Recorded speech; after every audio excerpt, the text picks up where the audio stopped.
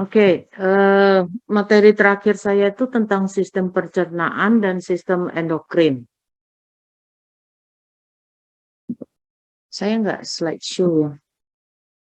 Jadi sistem pencernaan itu merupakan suatu tempat ya di mana akan terjadi proses yang kompleks dalam mekanisme pengolahan makanan, di mana makanan yang masuk itu akan diolah menjadi nutrisi yang kemudian akan diserap oleh tubuh, ya. Jadi di sini sistemnya dimulai dari mulut sampai dan berakhirnya di anus.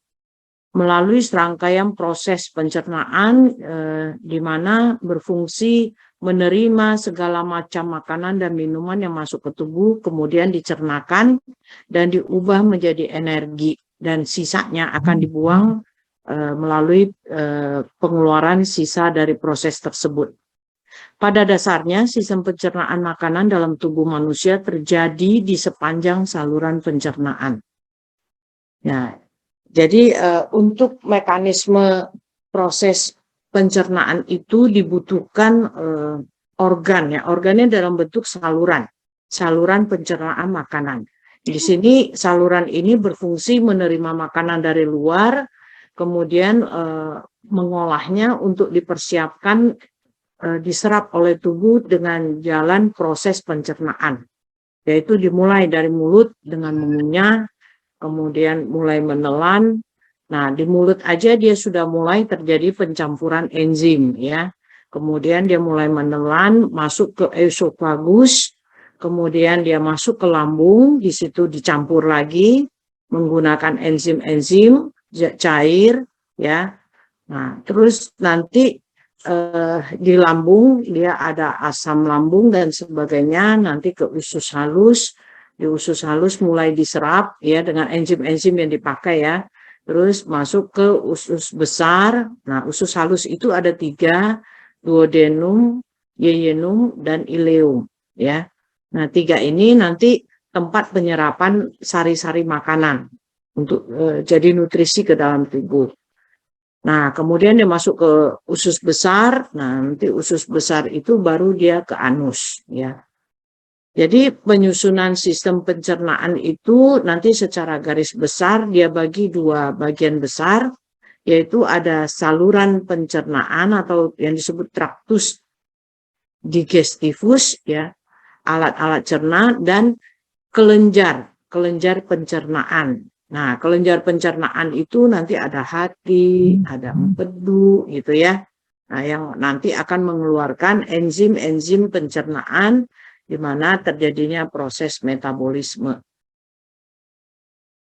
Nah, kalau kita lihat sistem cerna ya, ini ada salurannya mulai dari mulut ya, dari mulut kemudian dia ke faring ya, ke faring, terus ke esofagus, ini esofagus, kemudian nanti dia ke lambung ya, ini lambung, kemudian dia akan ke usus halus di daerah sini ya, usus halus. Nah, terus nanti ke usus besar ya, jadi kolon ya, ini ya kolon, kemudian ke rektum baru ke anus ya. Nah, nanti kelenjar pencernaan dimulai dari kelenjar ludah, kelenjar getah lambung, hati, pankreas ya, getah usus ya. Nah, ini usus halus ada duodenum, ada yeyunum, ada ileum. Kalau usus besar dibagi bagian-bagiannya, ada cecum, ada kolon ascendens, kolon transversum, kolon descendens, sigmoid. Ya, kita lihat di sini. Ya, ini kolon ascendens, kolon transversum, kolon descendens, ada sigmoid daerah sini, terus rektum. Rektumnya sigmoid nih ya. Nah, nanti secara faal, secara fisiologi itu di mulut di sini akan terjadi reaksi pengecapan, pengunyahan, dan pembentukan bolus makanan. Jadi kita di sini bisa ngecapnya ya, rasa dan sebagainya, kemudian kita hancurin, terus dibentuk bolus ya, bolus yang agak halus gitu ya. Kemudian di sini dia dibantu oleh kelenjar ludah saliva ya, sebagai pelumas ya, kemudian membilas sama mencerna juga. Kemudian dia masuk ke esofagus. Esofagus ini merupakan suatu saluran transport ya, untuk melalui makanan. Kemudian dia akan masuk ke lambung. Nah, lambung ini bagian proksimal, ini bagian distal, ini bagian proksimalnya tempat penyimpanan ya. Kalau bagian distalnya ini adalah tempat persiapan pencernaan ya, mulai mengurai makanan. Kemudian dia mulai dimasukkan ke usus halus. Ya, di sini pencernaan dan absorpsi, kita sebut absorpsi. Nah, kemudian di sini, waktu dia di sini, dia akan dibantu oleh kandung empedu, ya, tempat penyimpanan empedu, dia akan dibantu empedu untuk pencernaan lemak, gitu ya. Terus pankreas, enzim pencernaan, ya, sebagai buffer.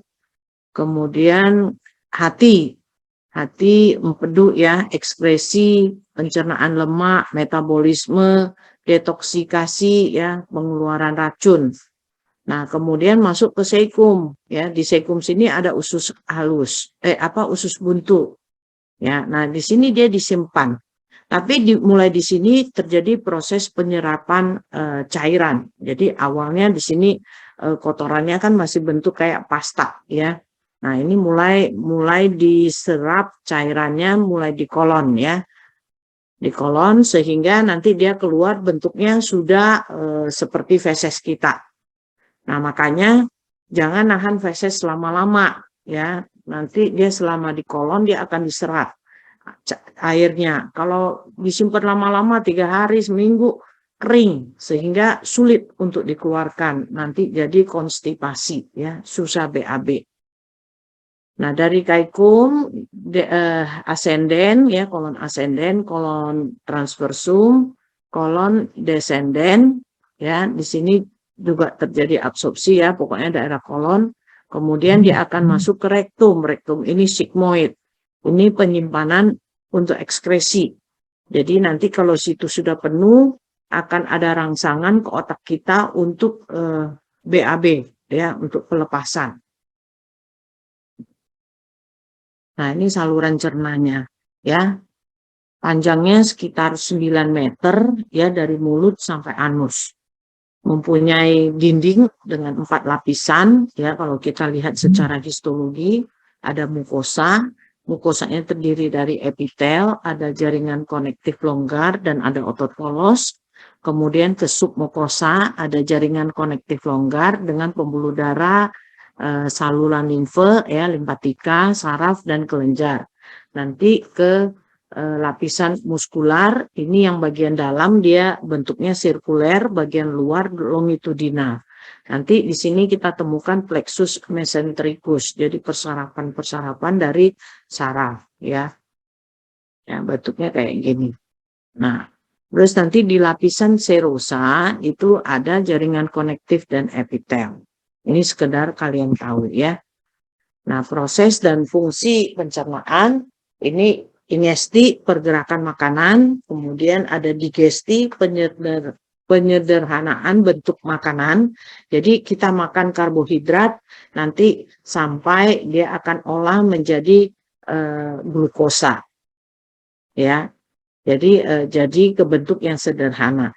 Kemudian nanti ada absorpsi ya, penyerapan di usus halus, kemudian ada eliminasi atau pembuangan zat-zat sisa. Nah, ini kelenjar-kelenjar yang bekerja ya, mulai dari kelenjar ludah menghancurkan zat pati atau karbohidrat ya. Makanan yang awal berupa karbohidrat kompleks, dia akan diurai menjadi gula-gula sederhana ya. Kemudian dia masuk ke lambung. Nah, di lambung ini ya. Nanti kan ada pankreas di bawahnya nih, dia akan keluarkan insulin ya untuk memberitahu ke hati untuk menyimpan glukosa dalam bentuk glikogen. Nanti glukosanya disimpan ke dalam hati ya dalam bentuk glikogen. Nah, kemudian dia akan insulin ya, ini hormon insulin yang dihasilkan oleh sel beta dari pankreas. Kalau glukagon ini adalah hormon juga yang dihasilkan oleh sel alfa dari pankreas. Dia akan memberitahu hati untuk merubah glikogen menjadi glukosa. Ini di saat kita puasa, ya. Nah, ketika kadar gula darahnya rendah, pankreas akan mengirim hormon ke hati, hormon glukagon ke hati untuk dirubah glikogennya menjadi glukosa. Ya, kalau kita puasa kan kadar gula darah itu kan akan turun. Nah, pankreas juga akan mengeluarkan enzim ke dalam usus halus. Ya, pankreas juga akan masukin ke dalam usus halus. Kemudian di dalam bagian ujung dari usus halus, enzim ini akan memotong rantai-rantai karbohidrat menjadi gula-gula sederhana. Ketika kadar gula darahnya tinggi, pankreas akan mengirim hormon insulin ya untuk ambil gula-gula yang di dalam darah itu masukin ke hati ya, disimpan dalam bentuk glikogen. Nah, penyakit-penyakit penting pada gastrointestinal system atau pada saluran cerna yaitu penyakit peradangan, terus kelainan yang mengubah lumen atau dinding dari sistem pencernaan, gangguan sirkulasi, dan neoplasma. Nah, contohnya peradangan, ya mulai dari mulut yang kita sebut stomatitis atau sariawan, ya. Peradangan mukosa mulut yang muncul seperti tukak mukosa. Jadi permukaan dari mukosanya terkelupas ya. Kalau putih gini namanya leukoplakia. Penyebabnya bisa virus, bisa jamur ya kayak gini ya. Nah, sering kita lihat di mulut bayi-bayi itu ya, banyak banget. Ada penyakit mulut yang lain periodontitis karena di mulut kita itu ada gigi ya. Terus tempat nempel giginya itu gusi. Nah, jadi ada periodontitis di sini peradangan gusi dan jaringan yang membentuk kantong gigi yang dapat berkembang menjadi gingivitis purulen ya. Kalau kita pencet tuh bisa keluar nanah gitu ya. Jadi terbentuk abses periodontal. Abses itu kayak bisul gitu, jadi ada nanahnya. Nah, ini periodontitis yang ditakutkan adalah merupakan suatu komplikasi pembusukan gigi akibat adanya karies ya. Jadi giginya lubang terus nggak dirawat, kemudian dia jadi komplikasi, terjadi pembusukan gigi, jadi periodontitis. Etiologinya bisa karena bakteri saprofitik yang berdiam di dalam mulut ya, yang awalnya dia flora normal menjadi flora patogen. Nah, terus masuk ke dalamnya ada faringitis ya. Kalau misalnya sekarang kita banyak ngomong nanti jadi kering tenggorokan, kita nelen sakit. Nah, itu faringitis ya. Kalau terjadinya mendadak ya akut ya. Kalau terjadinya lama gitu ya di atas seminggu gitu, nah masuknya faringitis kronis. Nah, ini faringitis merupakan infeksi pada mukosa faring dan jaringan limfoid faring. Ini merupakan kalau faringitis akut yang merupakan peradangan akut pada membran mukosa faring dan struktur lain di sekitarnya. Jadi kalau kita buka mulut ya, kita lihat di kaca sampai bilang gitu ya. Nah, ini tampak dindingnya merah kayak gini ya. Ini faringitis akut. Kalau faringitis yang disertai tonsil, namanya tonsilitis tonsilofaringitis akut. Ini ya. Tonsilnya ada di daerah sini. Nah, ini nggak membesar, jadi kita bisa lihat sampai ke dinding belakang. Kalau kayak gini kan dinding belakangnya ketutup sama uvula. Ini uvula. Jadi kalau lagi radang dia bisa sampai besar ya, merah. Nah, jarang terjadi infeksi lokal pada faring atau tonsil saja. Biasanya lebih sering bersamaan, jadi tonsilofaringitis. Pengertian secara luas mencakup tonsilitis, faringitis, dan tonsilofaringitis. Etiologinya bisa virus, jenis virusnya bisa rhinovirus, bisa coronavirus, bisa seperti yang saat ini disebut COVID-19 yang disertai dengan nyeri nelan. Nah, itu kayak gini ya. Ada virus influenza A dan B, ada virus parainfluenza, ada adenovirus, dan lain-lain. Bisa disertai dengan infeksi bakteri yang paling sering Streptococcus beta hemolyticus grup A, B, C, dan G, atau Staphylococcus, Haemophilus neisseria sp, Corynebacterium sp, dan lain-lain.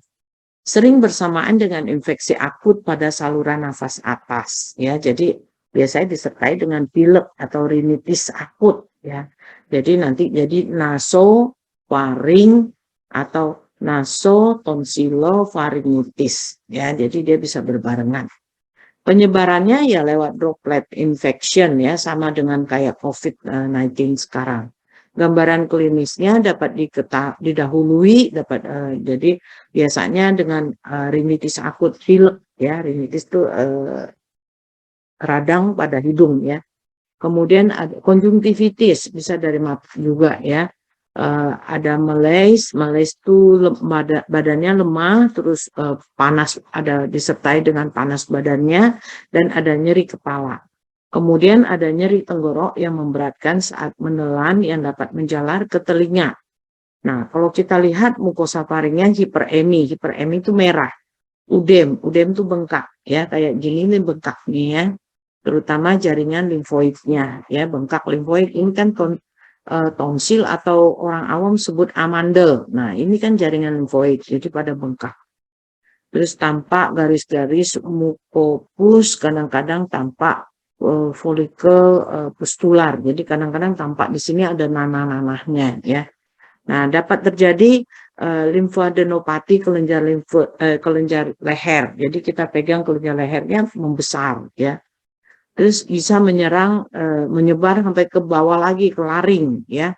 Sampai suaranya menjadi parau. Jadi suaranya jadi serak-serak gitu. Terus pasiennya juga batuk-batuk. Jadi penyakitnya ini bisa ke hidung, bisa ke bawah jadi batuk-batuk, ya. Ada faringitis kronik non-spesifik.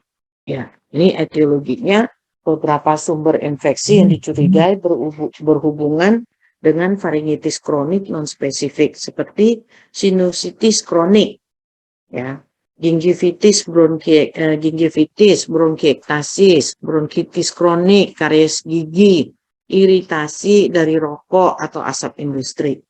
Nah, gambaran klinisnya bagaimana? Ya, rasa dia tidak enak yang lama, ya kan, kronik nih, kronik, jadi rasa tidak enak lama di tenggorokan, ada nyeri saat menelan, kadang-kadang disertai dengan rasa sakit di telinga. Sekarang kita masuk ke lambung, ya, ada sindroma dispepsia. Dan ini namanya sindroma ini bukan istilah dari suatu penyakit, tapi dia merupakan kumpulan dari beberapa gejala atau keluhan, ya, seperti nyeri di ulu hati, ya. Di ulu hati itu namanya epigastrium. Ada rasa nyerinya itu seperti ada rasa panas, ya, di epigastrium, di ulu hatinya. Ada rasa tidak nyaman atau discomfort dari epigastrium. Mungkin disertai dengan kembung. Kemudian pasien ada keluhan mual, muntah. Terus kalau makan dia rasanya cepat kenyang, ya. Jadi begah, kayaknya perutnya kok melar gitu, ya. Ada rasa menyesak, jadi menekan ke ulu hati ke atas. Jadi nafasnya jadi pendek, nggak bisa panjang gitu, ya. Nah, keluhan-keluhan tersebut tidak harus ada semua pada seorang pasien sindrom dispepsia. Bisa beberapa aja, ya. Jadi nggak usah semua gejala harus ada. Nah, keluhannya tuh bisa episodik atau menetap. Episodik itu hilang timbul, ya. buat orang awam kalau ada gejala-gejala seperti ini dia akan bilang ini sakit mah nih. Jadi dia akan cari obat di warung ya. Nah, penyakit sindrom dispepsia ini bisa berkisar ya dari ringan sampai berat, sampai harus dirawat di rumah sakit ya. Nah, epidemiologinya sekitar 15-30% dari populasi umum pernah mengalami dispepsia, dijumpai 30% dari pasien dokter praktek umum. Jadi pasien banyak banget kok pasien yang kayak gitu berobat ke dokter umum. 60% dari semua pasien kita temukan di klinik gastroenterologi. Jadi khusus di klinik penyakit saluran cerna ya. Di negara barat tuh prevalensinya antara 7-41%.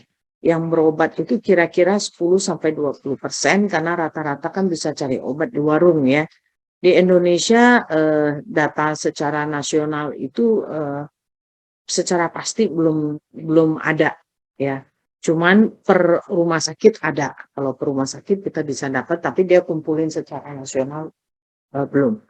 Nah, etiologi dari dispepsia ini dia timbul sebagai akibat dari gangguan bisa karena gangguan pada saluran cerna atas seperti penyakit tukak gaster.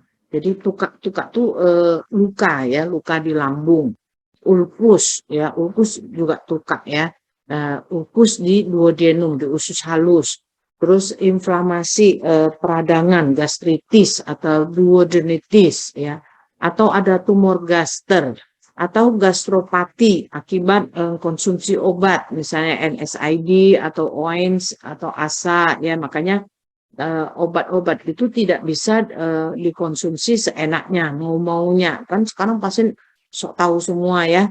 Kayak kemarin COVID ya, awal-awal pakai obat cacing lah, pakai segala macam lah. Cacing sama virus bedanya jauh banget gitu. Tapi wow dijualin seenaknya gitu ya. Nah itu kepinteran.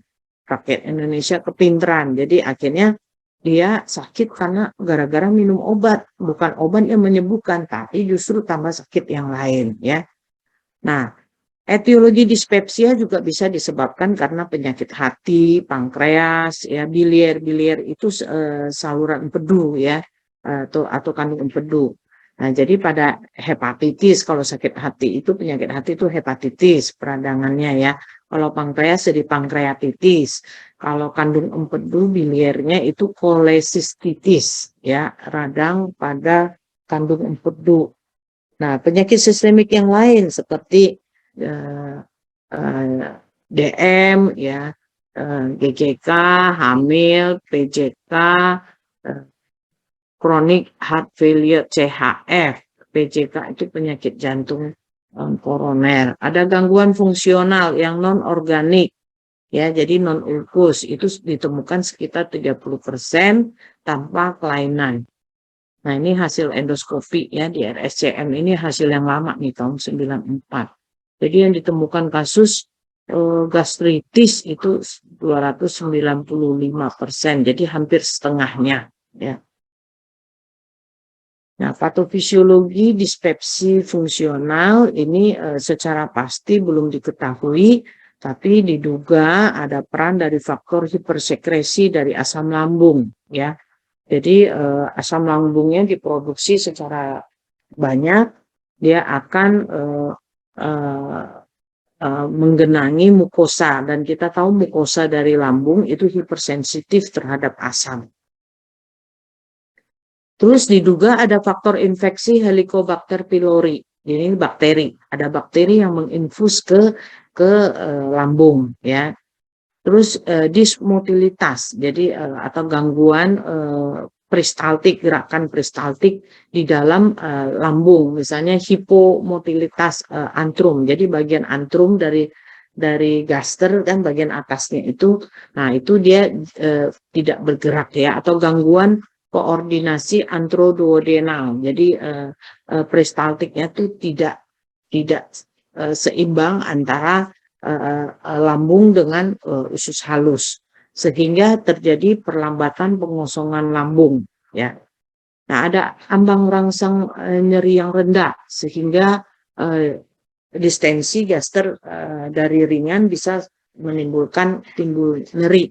Jadi ambang rangsang orang kan berbeda-beda ya. Ada yang udah parah baru dia rasa nyerinya, ada yang sedikit aja dia sudah sakit banget gitu ya.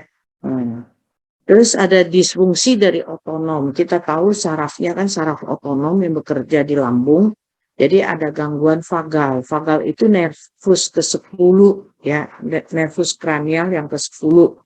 Dia kalau dia terganggu maka ada gagal relaksasi proksimal lambung saat makanan masuk, sehingga orang itu akan merasa cepat kenyang ya, jadi begah gitu ya karena relaksasinya terlambat. Kemudian secara psikologis ya, stres kehidupan ya berhubungan dengan penurunan kontraktilitas lambung. Ya nggak usah jauh-jauh ya, stres kehidupan. Stres buat mahasiswa aja deh, misalnya kalau lagi mau ujian ya, mana ada selera makan, ya nggak?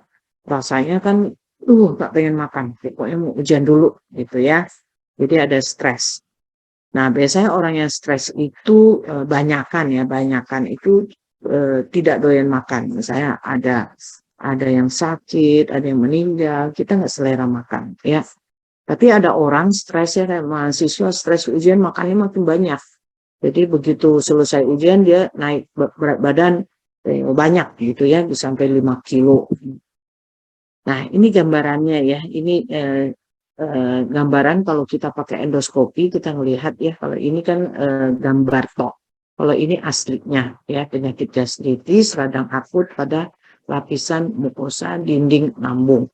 Jadi dia di endoskopi dimasukkan kamera dalam bentuk fiber selang fiber ya, terus pasiennya suruh telan, dia telan, terus nanti di ujungnya tuh ada lensa, ada kameranya, jadi kita bisa lihat dari luar di komputer ya, terus nanti difoto dari luar ya, jadi kelihatannya seperti ini.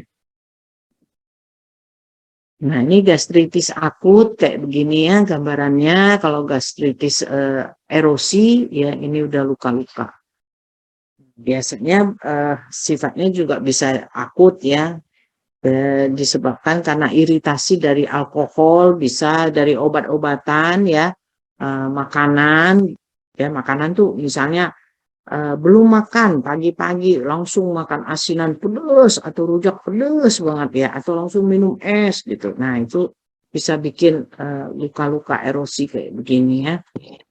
Atau langsung minum obat, makanya obat itu kan ada yang sesudah makan gitu, ada yang sebelum makan, itu supaya penyerapannya ya. Nah, ada yang sesudah makan itu supaya tidak melukai lambung gitu ya.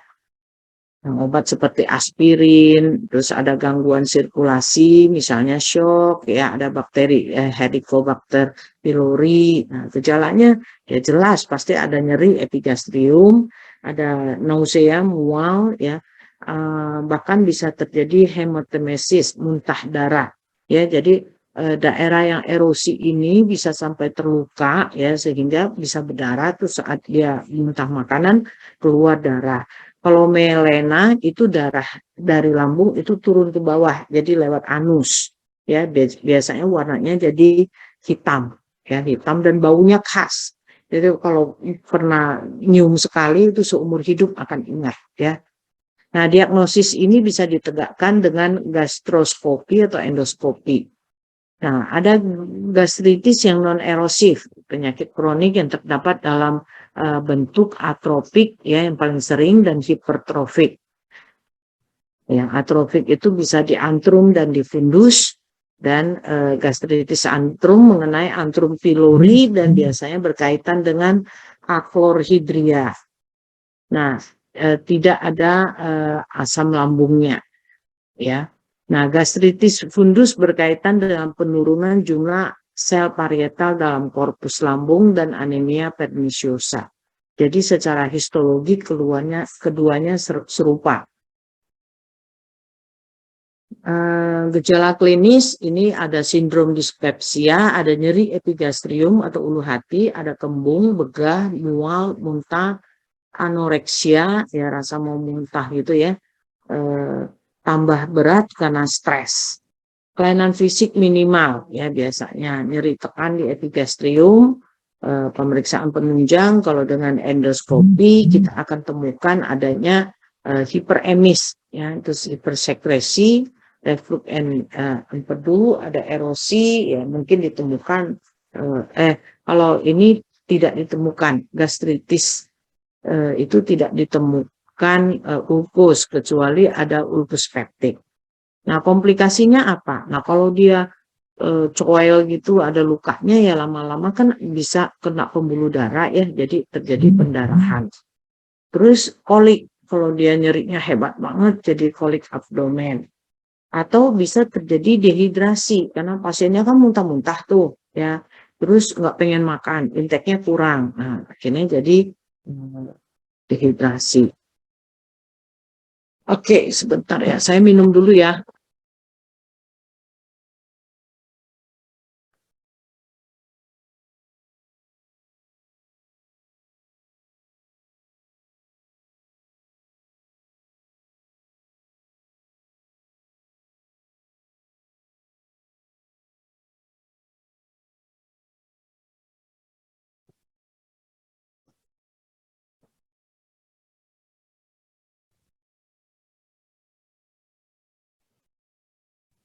Berikutnya ke penyakit tukak peptik ya, ulkus peptikum ya. Jadi sampai luka kayak begini ya, kayak borok gitu ya. Ini merupakan penyakit multifaktor yang ditandai dengan defek dalam pada mukosa yang meluas ke submukosa, ke lapisan lebih dalam ya. Dan bahkan ke muskularis lambung atau duodenum. Nah, defek mukosa ini mengandung sel-sel radang ya dan ada jaringan granulasi. Tukak mungkin menyembuh dengan pembentukan jaringan parut. Biasa ya kalau ada borok kan kalau sembuh, kalau kita obati sembuh dia jadi jaringan parut ya. Dan ada reepitelisasi defek mukosa di atasnya. Nah, kalau erosi pembuluh darah di dasar tukak itu kalau kena sampai ke pembuluh darah, makanya dia akan menimbulkan perdarahan. Komplikasinya perluasan tukak melalui lapisan serosa, kemudian dia bisa sampai perforasi. Perforasi itu nembus keluar jadi jebol ya, jadi pecah ya. Lambungnya bisa pecah ya atau usus halusnya bisa pecah. Jadi akhirnya isi-isi dari lambung atau usus halus itu masuk ke rongga abdomen ya, rongga perut, masuk ke rongga peritoneum sehingga menimbulkan peritonitis, peradangan peritonitis. Nah, peritonitis ini penyakit darurat ya, jadi harus segera ditolong. Kalau enggak, dalam hitungan waktu yang singkat, ini pasien bisa meninggal karena sepsis dan sebagainya. Ya. Nah, ada peradangan usus halus ya. Ini jarang dijumpai. Biasanya tuh enteritis yang paling sering ya. Keluhannya ya diare ya. Nah, yang pertama biasanya dilakukan biopsi ya. Yang kedua pada bahan pasca mortem kita temukannya ya. Jadi sesudah orang itu meninggal, kita otopsi, kita lihat, oh ternyata dia lagi diare ini pasien gitu ya. Mukosa ususnya mengalami autolisis dengan demikian. Kalau di otopsi itu harus cepat karena pembusukan pertama pada mayat itu adalah di usus ya di rongga perut karena dia cepat mengalami autolisis ya, jadi harus segera dinilai. Nah, biasanya ditemukan bakteri toksigenik ya yang menyebabkan diare, misalnya kolera mempengaruhi fungsi sel usus tetapi tidak menimbulkan tanda morfologi peradangan mukosa. Nah, peradangan usus besar yang paling sering adalah kolitis ulceratif ya, jadi kayak sariawan juga gitu ya, kayak luka gitu. Penyakit pada usus besar yang menimbulkan kelainan patologis itu biasanya paling sering terjadi di usus buntu, appendix, dan di ilium distal ya, atau disebut backwash ileitis. Nah, perubahan dini terbatas pada kriptus usus. Jadi usus itu kan ada lipatan-lipatannya, itu namanya kriptus, ya.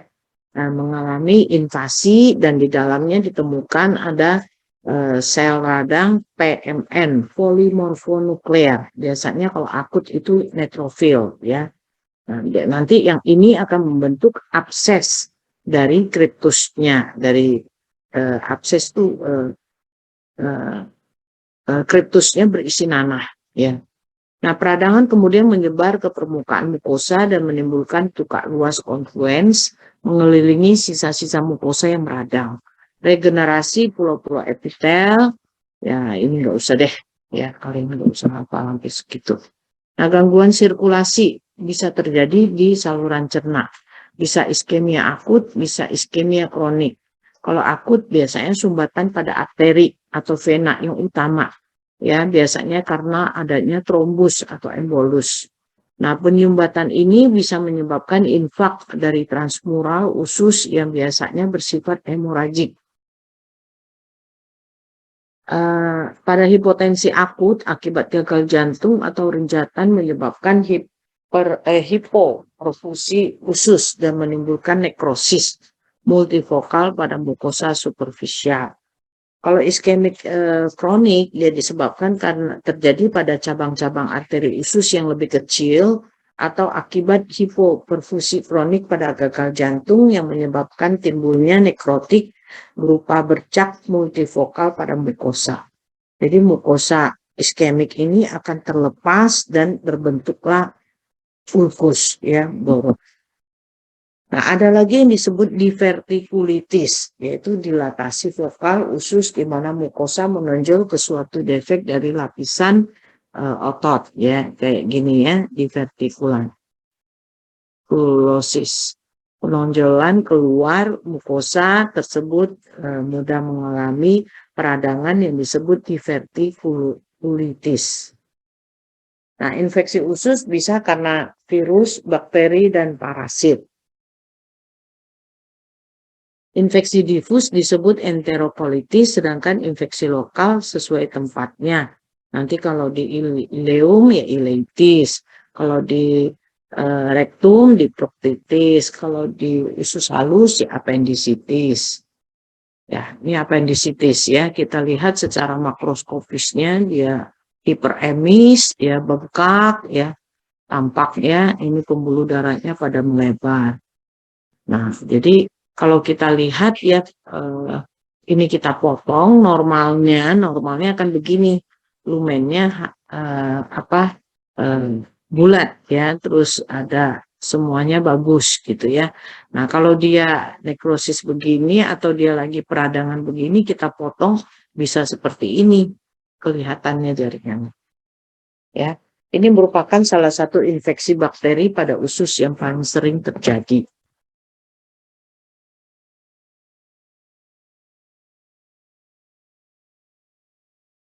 Infeksi awalnya berbatas pada permukaan lumen dan biasanya disebabkan oleh bakteri yang tertahan dalam lumen dari usus buntu itu ya, yang tersumbat. Nah, penyumbatan itu bisa karena feses. Feses itu kotoran ya, kotoran yang mengeras, yang disebut fekalit. Atau jaringan limfoidnya hiperplastik ini membesar terus lumennya tertutup ya, kayak gini kan tertutup. Terus atau oleh cacing, ya cacingnya di dalam, ya. Nah, peradangan ini menyebar ke seluruh tebal dinding usus menimbulkan gangren. Ini gangren, ya udah hitam. Atau nanti dia pecah, perforasi, nanti jadi peritonium juga, ya peritonitis juga, ya yang mengenai lapisan apendik atau organ-organ sekitarnya. Nah, peritonitis bakteri dapat disebabkan karena rupturnya setiap bagian dari saluran cerna.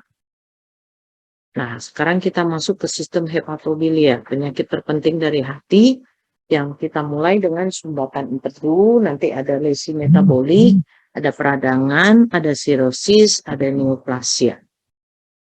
Sumbatan empedu menimbulkan ikterus. Jadi kalau ada sumbatan empedu, pasiennya itu khas, ya warnanya itu mukanya itu kuning kehijau-hijauan.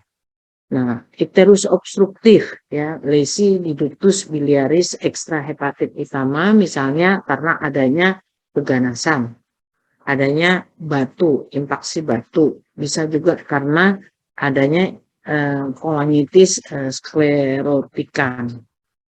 Nah, ini batu empedu. Ya, ini bukan batu kali ya, ini benar-benar nih batu empedu nih. Ini kandung empedu, di dalamnya ada batu, ya.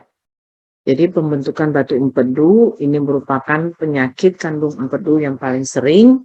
Batu empedu dapat mengiritasi mukosa secara mekanis, menyebabkan peradangan atau ulkus kronik ya. Yang batu segitu banyak, gesek-gesekan yang luka mukosanya ya. Nah, pada pasien yang biasanya terjadi pada pasien dengan hiperkolesterolemi. Jadi kolesterolnya tinggi. Mukosa kandung empedu mungkin terinfiltrasi oleh makrofa yang penuh dengan kolesterol. Nanti jadi kolesterolidosis. Ya. Nah, empedu adalah cairan pembawa untuk pembuangan kolesterol bebas dan garam empedunya juga bilirubin. Garam empedu mengemulsi lemak. Nah, kolesterol dilarutkan dalam garam empedu. Bila terjadi penumpukan, dia akan membentuk batu empedu.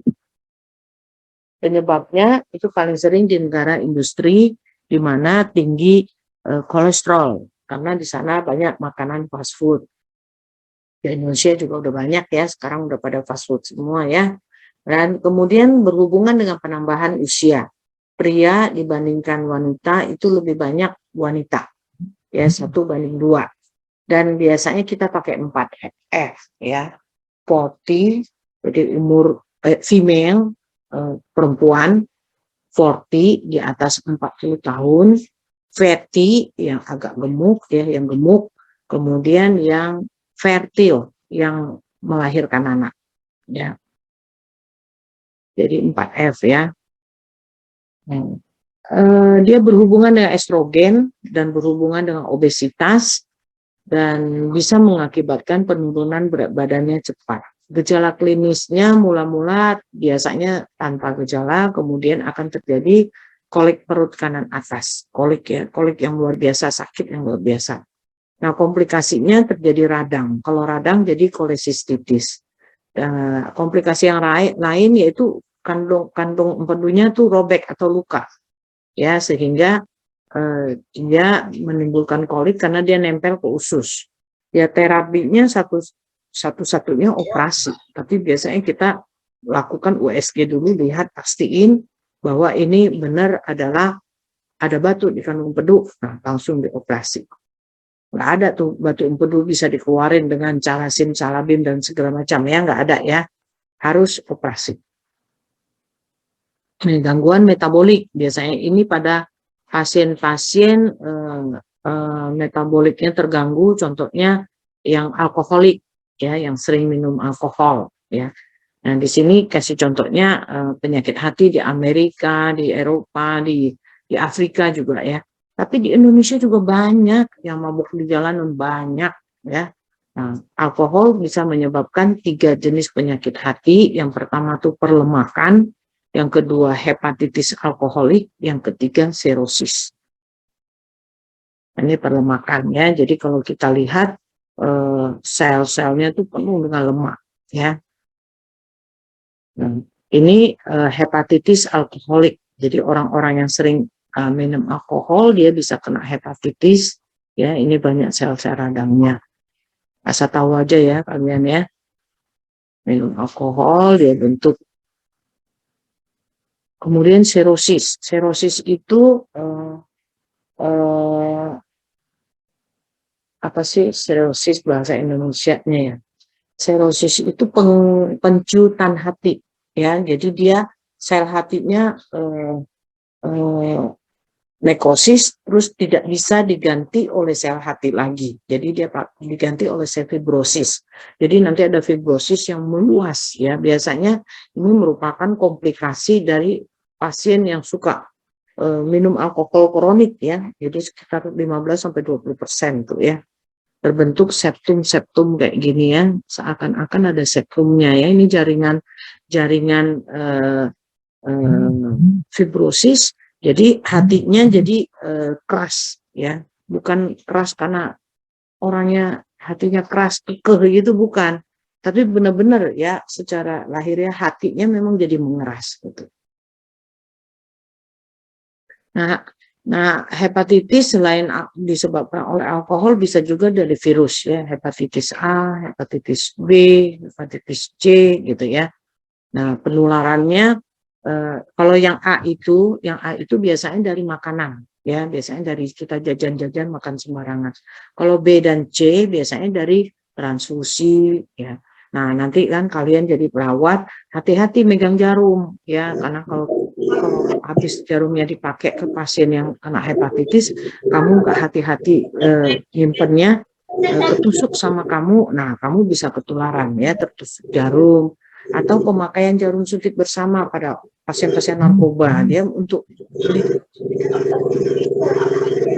resep ya. Toko obat juga kalau ketahuan menjual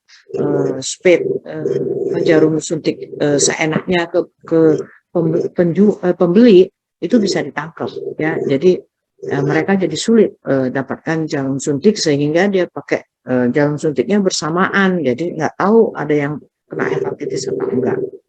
Terus penularan juga bisa melalui bayi yang lahir pada saat persalinan ya, terus bisa dari hubungan seksual ya. Jadi hubungan seksual, kalau ada yang hepatitis dia melakukan hubungan seksual bisa terjadi ya. Nah, gejalanya biasanya ada panas, ada ikterus. Ikterus tuh orangnya jadi kuning ya, terus mual, sakit perut. Kuning itu kulitnya yang tadinya sawo mateng itu jadi agak putih gitu ya. Terus yang paling jelas itu di skleranya. Jadi mata kita yang warna putih itu jadi kuning ya. Terus kuku-kuku ini semua kelihatan kuning, pucat gitu ya. Putih itu kalau buat orang yang gelap. Nah, nanti kita periksa laboratorium, HBsAg-nya positif atau ke HBcAg positif. Jadi tergantung hepatitis B atau C yang kena. Nah, biasa terapinya kita pakai antivirus ya, terus kasih obat anti panas, antipiretik, kemudian biasanya bed rest total, jadi istirahat. Komplikasinya kalau dari akut ya dia bisa jadi kronik, bisa jadi serosis serosis hati atau serosis hepatis, bisa jadi karsinoma hati. Hepatitis virus akut pada sebagian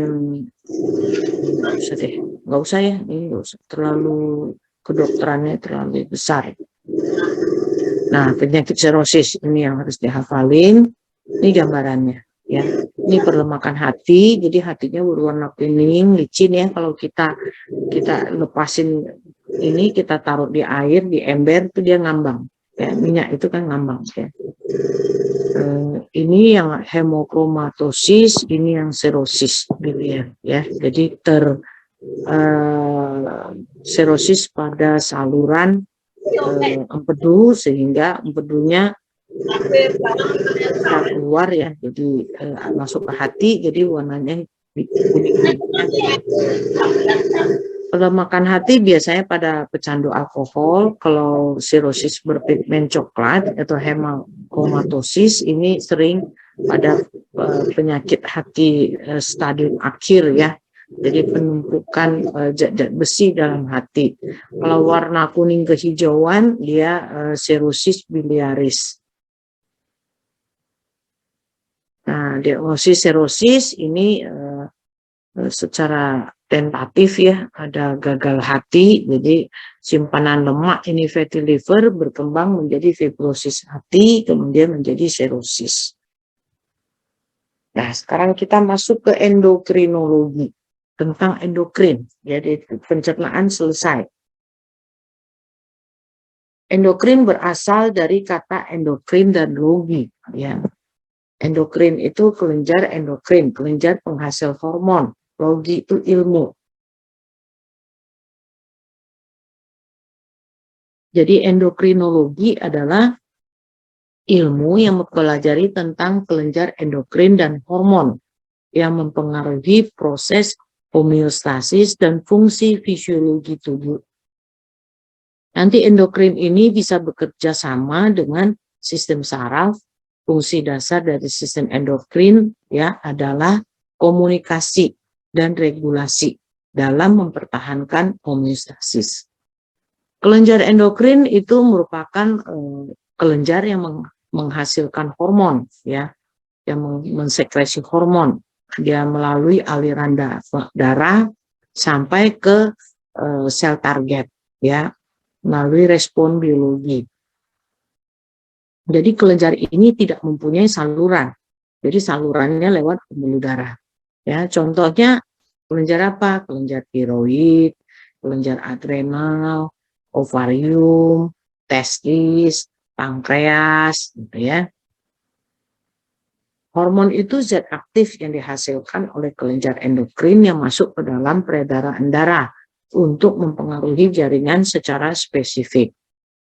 Jadi hormon merupakan molekul atau zat yang disintesis oleh kelenjar endokrin, dikeluarkan lewat sirkulasi darah, kemudian melakukan interaksi dengan protein yang disebut reseptor pada organ target, kemudian dia akan bekerja secara spesifik pada sel target tersebut.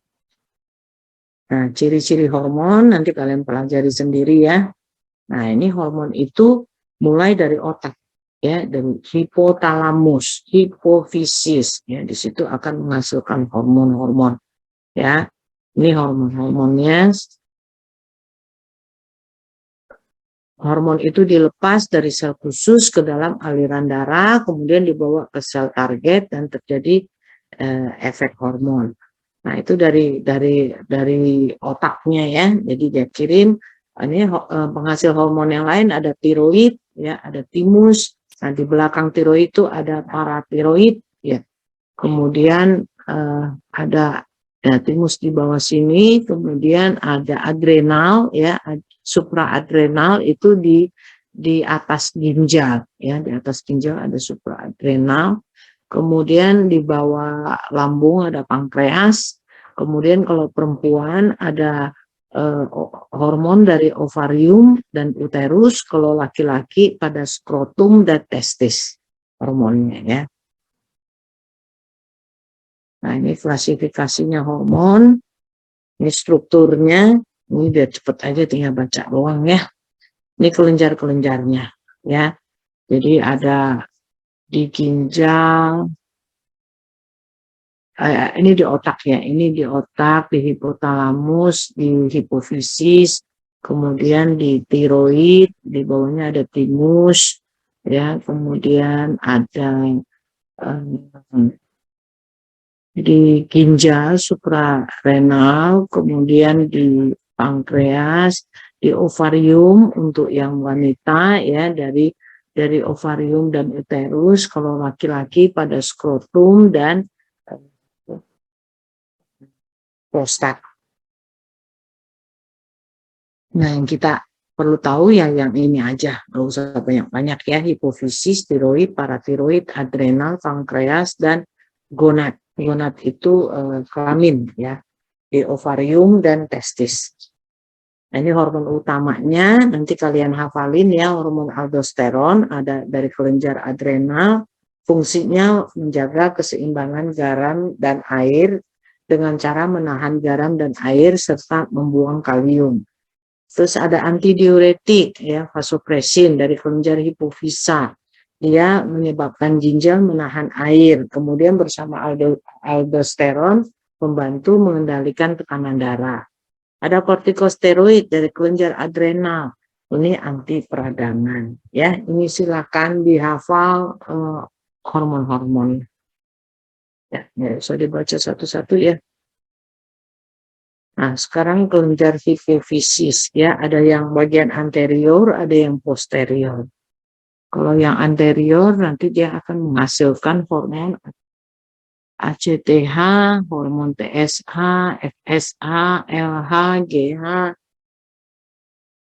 dan TRL, prolaktin. Ya, ini macam-macam jenis-jenisnya. Kebanyakan hafal ya.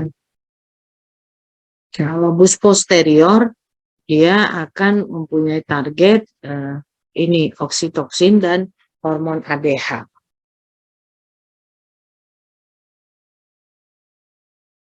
Nah, sekarang tiroid. Nah, kalau kelenjar tiroid itu kalau orang awam bilang gondok, gondok ya di sini ya. Jadi bukan pembesaran kelenjar kelenjar tiroid itu karena sering menahan marah, bukan yang jadi gondok, enggak ya. Dia menghasilkan hormon tirosin dan triiodontironin ya, jadi T4, T3 dan T4. Ini hormon yang dihasilkan tiroksin, triiodontironin dan kalsitonin. Ini regulasinya. Nah, jenis-jenis tiroid. Penyakit jenis-jenis penyakit tiroid ada hipertiroidisme atau tirotoksikosis, ada hipotiroidisme, ada hipertiroidisme, nanti gambarannya kalau pada orang ya itu kretinisme. Kretinisme itu tumbuh kerdil ya, kayak orang kerdil-kerdil jenis. Ada yang gigantisme, dia tumbuhnya raksasa ya, kelebihan tiroid. Jadi anak itu tumbuhnya lebih besar dari ukuran anak biasa. Kalau akromegali dia awalnya normal, terus akhirnya yang tumbuh tuh tidak seimbang antara tulang, jari, rahang dan hidung. Ya, itu setelah dewasa. Nah, kelenjar paratiroid itu ada di belakang tiroid, ya. Terus ada 4 biji nih kayak kacang yang di belakang tiroid. Dia ada 4, dia menghasilkan para hormon yang mengatur konsentrasi ion kalsium dan cairan ekstraseluler. Ya. Nah, kemudian ada kelenjar adrenal yang ada disebut juga anak ginjal. Ya, terdiri dari korteks dan medula, dia menghasilkan hormon. Bagian korteksnya menghasilkan mineralokortikoid dan glukokortikoid. Bagian medula menghasilkan adrenalin, epinefrin, dan norepinefrin. Ya, ini mekanismenya. Nah, sekarang masuk ke kelenjar pankreas. Kelenjar pankreas itu tadi saya sebutkan dia mempunyai 3 jenis sel ya. Yang paling sering kita pelajari yang alfa menghasilkan glukagon, yang beta menghasilkan insulin ya. Prosesnya. Nah, kelenjar gonad itu merupakan kelenjar kelamin pada laki-laki dan perempuan. Kalau pada perempuan bisa menghasilkan estrogen dan progesteron.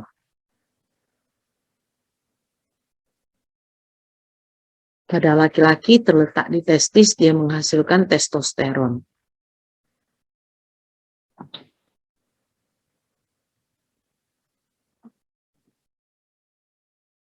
Nah, kalau di ovarium dia menghasilkan FSH dan LH, ya. Tinggal dibaca aja hormonnya. Nih FSH dia dikeluarkan oleh hipotalamus untuk FSH RH, follicle stimulating hormone releasing hormone. Dia dirangsang oleh hipotalamus, dirangsang hipotalamus merangsang hipofisis mengeluarkan FSH. Ya. Kalau LH dia juga mengeluarkan LH. Kalau PIH prolaktin inhibiting hormone ini menghambat hipofisis mengeluarkan prolaktin. Ya, jadi hormon-hormon ini harus dipelajari satu persatu fungsinya ya. Ini untuk hormon FSH dan LH nanti akan kita lihat fungsinya dari grafik. Jadi pada masa menstruasi kan rata-rata berlangsung selama 2-8 hari. Pada saat itu endometrium atau selaput rahim itu luruh atau dilepaskan ya, sehingga keluarlah menstruasi, timbul perdarahan. Nah, saat itu hormon-hormon ovarium berada dalam kadar paling rendah. Kemudian setelah menstruasi ada masa proliferasi, ya. Itu sekitar 14 hari dia untuk membangun kembali endometriumnya untuk persiapan nidasi, persiapan penempelan calon janin ya kalau ada pembuahan. Terus nanti dia biasanya kalau tidak terjadi pembuahan dia akan luruh, nanti 14 hari lagi dia akan kembali lagi tumbuh lagi. Nah, biasanya pada fase itu di antara hari ke-12 sampai 14 itu terjadi pelepasan sel telur, ya, indung telur atau disebut ovulasi. Nah, masa sekresi, masa sesudah terjadi ovulasi, ya. Jadi ada sperma atau tidak, ya tubuh wanita itu tetap akan melakukan ovulasi, ya.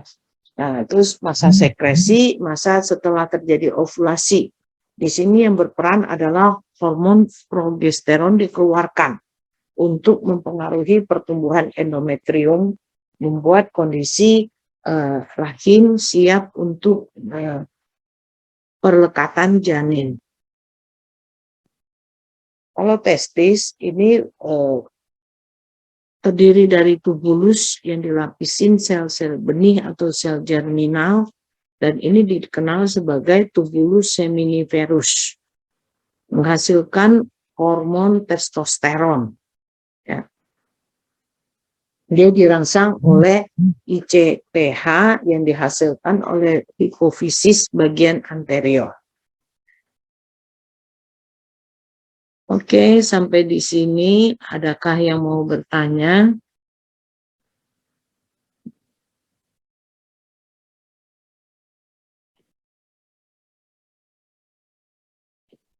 Kalau tidak ada, kita masuk ke presentasi ya. Oke, silakan moderatornya.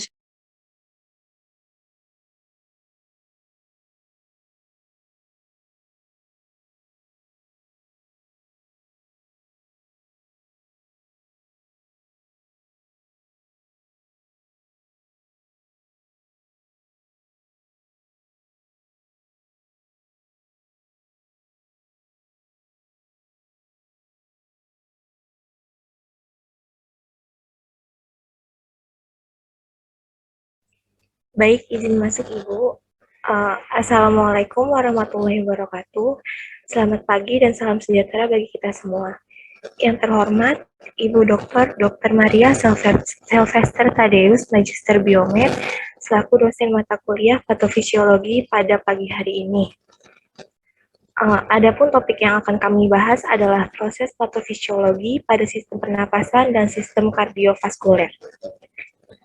Perkenalkan, nama saya Rizky Hairunisa selaku moderator yang akan membantu berjalannya diskusi pada kelompok 10 NER 1A. Adapun kelompok 10 kelas NER 1A, slide-nya boleh di next, Rizka.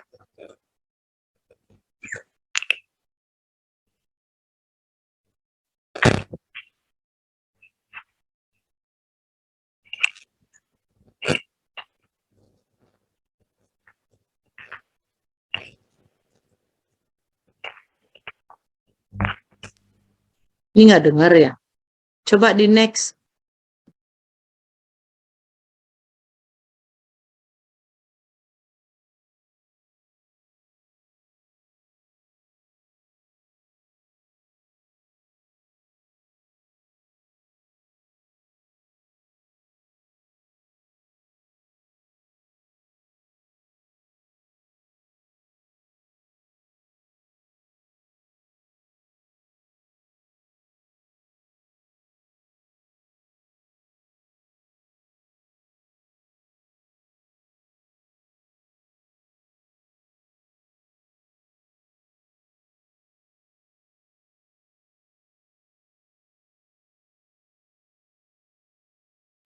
Baik, maaf Ibu, izin melanjutkan.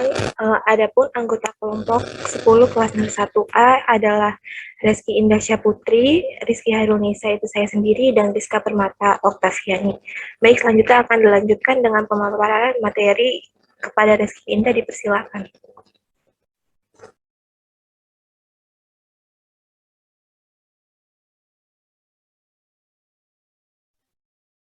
Pengertian sistem pernafasan. Sistem pernafasan adalah sistem kompleks yang berfungsi secara independen dan secara kondependen dengan beberapa sistem lain. Sistem pernafasan pada saluran nafas bagian atas terdiri dari hidung, rongga mulut, dan faring. Sistem pernafasan pada saluran nafas bagian bawah terdiri dari laring, trakea, bronkus, dan bronkiolus dengan perluasan saluran ke alveolus, tempat terjadinya pertukaran gas. Kedua paru-paru terdiri dari apeks. Lobus kanan terdiri dari 3 lobus, yaitu superlobus kanan atas, lobus kanan tengah, dan lobus kanan inferior. Lobus kiri terdiri dari 2 lobus kiri atas dan lobus kiri bawah. Next. Saluran nafas atas, anterior nares atau nostril. Saluran dalam lubang hidung bermuara di vestibulum hidung. Mengandung kelenjar sebaceus ditutupi bulu kasar. Nasal cavity atau rongga hidung dilapisi selaput lendir mengandung pembuluh darah. Dilapisi sel epitel berambut dengan selender. Fungsinya adalah sebagai tempat penyaringan udara, penghangatan, dan kelembapan udara. Next.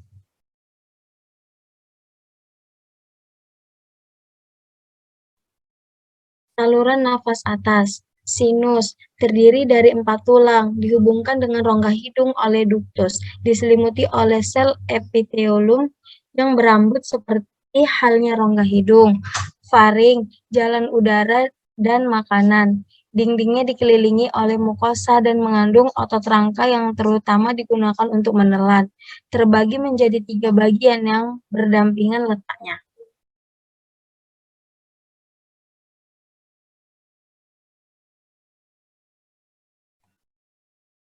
Saluran nafas bawah, laring, disebut juga kotak suara atau menghasilkan suara, mencegah tersedaknya bahan-bahan masuk ke dalam saluran nafas bawah, trakea. Organ terbentuk tabung agak kaku, fleksibel, sering disebut batang tenggorok. Pada trakea terdapat cincin tulang rawan yang fungsinya untuk memperkuat dan memberikan kekakuan pada dinding trakea. Next.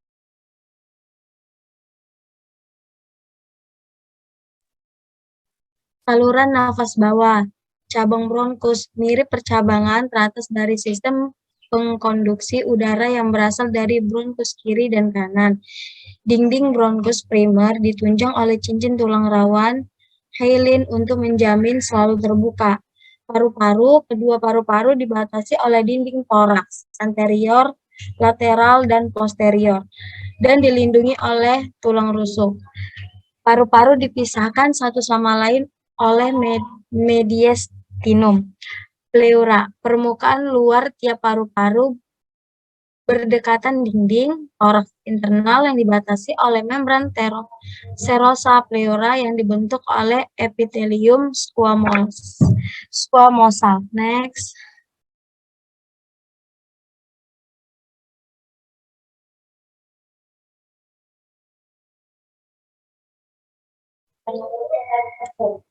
Expirasi melibatkan 4 proses, yaitu ventilasi, expirasi eksternal, transport gas respirasi di dalam darah, 4 respirasi internal. Next. Patofisiologi sistem pernapasan. Next. Etiologi pada pneumonia. Pneumonia atau PNA adalah peradangan pada struktur paru-paru, yaitu alveolus dan bronkiolus. Mekanisme ini diklasifikasikan sebagai khas pada bakteri, virus, jamur, hitoplasmosis, jamur Cryptococcus, dan mycobakteri non-tuberkular. Pneumonia dapat disebabkan oleh agen infeksius seperti bakteri dan virus, dan agen non-infeksius seperti sekret lambung yang disedot ke paru-paru. Selanjutnya. Manifestasi klinis pada pneumonia adalah batuk produktif atau non-produktif, kelelahan, nyeri pleuritik, sesak napas, demam, kedinginan, bunyi paru abnormal misalnya ronki atau rales, takipnea atau napas yang tersenggal-senggal, perubahan status mental terutama saat memasuki tua. Lalu yang terakhir adalah leukositosis. Selanjutnya ada pencegahan pada pneumonia. Yang pertama, pasien harus diajarkan untuk mencuci tangan dan menutup hidung dan mulut ketika bersin. Jelaskan bahwa partikel pernapasan dapat mengalirkan udara 180 derajat dan 3 kaki maju. Yang kedua, pasien diinstruksikan untuk menghabiskan antibiotik mereka dan minum antipiretik untuk demam sesuai indikasi. Pasien rawat inap memerlukan dasar-dasar kebersihan lingkungan yang bersih, bijaksana membuka portal masuk, dan memperbaiki luka dan garis dan administrasi tepat waktu pemberian antibiotik dan antipiretik. Slide selanjutnya. Tuberkulosis paru atau TBC. Etiologinya itu tuberkulosis adalah infeksi melalui udara yang disebabkan oleh partikel kecil yang tidak terlihat dan disebut droplet nuklei, yaitu terpendam dalam sekret pernapasan orang dengan tuberkulosis aktif. Bakteri ini akan hidup di dalam kondisi padat dan terbatas yang akan meningkatkan risiko penyebaran penyakit. Disebabkan oleh Mycobacterium tuberculosis, bakteri aerobik berbentuk batang yang resisten terhadap kerusakan dan dapat bertahan dalam lesi nekrotik. Selanjutnya, manifestasi klinis pada TBC yaitu suhu tubuh rendah, penurunan berat badan, keringat malam atau diaforesis, batuk non-produktif yang kemudian menjadi produktif, dahak berlumuran darah, tes kulit positif, anoreksia, dyspnea nantinya dalam perkembangan penyakit, dan yang terakhir ada bunyi paru abnormal misalnya rales atau ronki. Selanjutnya pada patogenesis.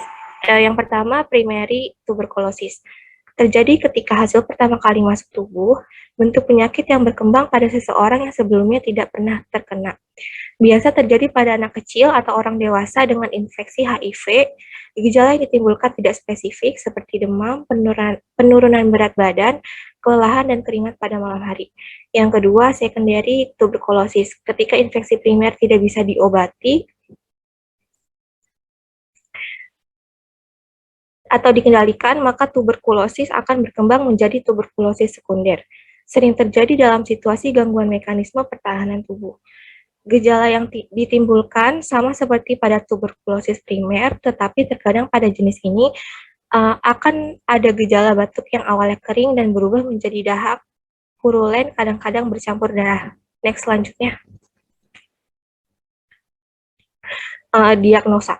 Prosedur diagnosa tuberkulosis biasanya dimulai dengan tes kulit TB atau tes Mantoux. Untuk tes kulit TB, sejumlah kecil tuberkulin turunan protein murni disuntikan tepat di bawah dermis. Jika orang tersebut telah dipengaruhi oleh basil, maka akan timbul kemerahan di area yang disuntikan. Sebaliknya, orang yang belum dewasa, misalnya anak-anak atau penderita HIV atau AIDS, maka sistem kekebalan tubuh mungkin tidak menghasilkan cukup respon untuk tes positif. Karena ketidakpastian yang diciptakan oleh tes kulit TB, maka tes X-ray dan kultur sputum dapat digunakan setelah tes kulit TB positif dicatat. Pemindaian topografi komputer atau CT juga dapat digunakan untuk memvisualisasikan lesi TB. Selanjutnya ada pencegahan. Yang pertama dengan menggunakan masker dan untuk penderita agar menutup mulut saat batuk. Yang kedua, jika penderita dirawat di rumah saja, sediakan ventilasi yang memadai. Yang ketiga, jika di rumah sakit, maka tempatkan penderita di ruangan yang terisolasi. Yang keempat, obat yang bisa digunakan ialah isoniazid atau INH, etambutol, pirazinamid, dan rifampicin. Selanjutnya. Rhinosinusitis. Etiologinya rinitis yang berarti peradangan pada saluran hidung dan sinusitis untuk peradangan sinus. Penyebab umumnya ialah kondisi di mana menghalangi ostium sempit yang mengalirkan sinus atau terjadi ketika adanya infeksi saluran pernapasan atau virus yang menghalangi osteomeatal. Rhinosinusitis akut dapat disebabkan oleh virus, bakteri, atau virus bakteri. Dalam kebanyakan kasus, infeksi bakteri didahului oleh infeksi saluran pernafasan atau virus, yang pada gilirannya menyebabkan peradangan dan obstruksi kompleks osteomeatal. Slide selanjutnya. Uh, Manifestasi klinis pada rhinosinusitis. Yang pertama, gejala rhinosinusitis virus akut seringkali sulit dibedakan dari gejala flu biasa dan rintis alergi. Gejala-gejala tersebut termasuk nyeri wajah, sakit kepala, hidung bernanah, penurunan indera penciuman, dan demam. Selanjutnya, gejala rhinosinusitis virus akut biasanya sembuh dalam 5 hingga 7 hari tanpa perawatan medis. Lalu diagnosa rhinosinusitis. Diagnosa rhinosinusitis biasanya didasarkan pada riwayat gejala dan pemeriksaan fisik yang meliputi pemeriksaan hidung dan tenggorokan. Sakit kepala akibat sinusitis perlu dibedakan dengan sakit kepala jenis lain. Radiografi sinus dan computed tomografi atau CT dapat digunakan. Lalu pengobatan rhinosinusitis. Antibiotik biasanya untuk orang dengan gejala parah. Kortikosteroid intranasal sering diresepkan untuk orang dengan alergi dan rhinosinusitis. Lalu dekongestan adrenergic topikal dapat digunakan untuk jangka pendek atau 3 hari. Lalu antihistamin kontroversial untuk rhinosinusitis akut. Slide selanjutnya. Influenza. Etiologi pada influenza. Influenza disebabkan oleh virus yang termasuk dalam famili Myxoviridae yang anggotanya dicirikan oleh genom asam ribonukleat atau RNA. Untai tunggal yang tersegmentasi ada 3 jenis virus influenza yang berbeda, yaitu tipe A, tipe B, dan tipe C. Slide selanjutnya. Patogenesis pada virus influenza. Virus influenza dapat menyebabkan 3 jenis infeksi, yaitu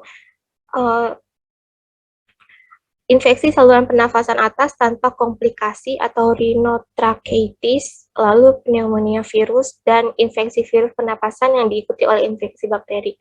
Selanjutnya ada manifestasi klinis influenza. Pada tahap awal, gejala influenza seringkali tidak dapat dibedakan dari infeksi virus lainnya. Ada demam dan kedinginan yang tiba-tiba, rasa tidak enak, nyeri otot, sakit kepala, sekret hidung yang banyak dan berair, batuk non-produktif, dan sakit tenggorokan. Salah satu ciri yang membedakan dari infeksi virus influenza adalah onset yang cepat, kadang-kadang hanya dalam beberapa menit dari rasa tidak enak badan yang parah. Gejala rhinotracheitis tanpa komplikasi biasanya memuncak pada hari ke-3 sampai 5 dan menghilang pada hari ke-7 sampai 10. Kelemahan, batuk, dan malaise dapat bertahan selama berminggu-minggu setelah pengobatan. Selanjutnya ada pengobatan pada influenza. Yang pertama, minum cairan dalam jumlah besar untuk memastikan bahwa fungsi lapisan epitel saluran pernapasan tidak terganggu lebih lanjut oleh dehidrasi. Yang kedua, antibiotik antibakteri harus disediakan untuk komplikasi bakteri. Penggunaan aspirin untuk mengobati demam harus dihindari pada anak-anak karena resiko sindrom Reye. 4 obat antivirus yang bisa dipakai untuk pengobatan influenza antara lain amantadine, rimantadine, zanamivir, dan oseltamivir. Slide selanjutnya.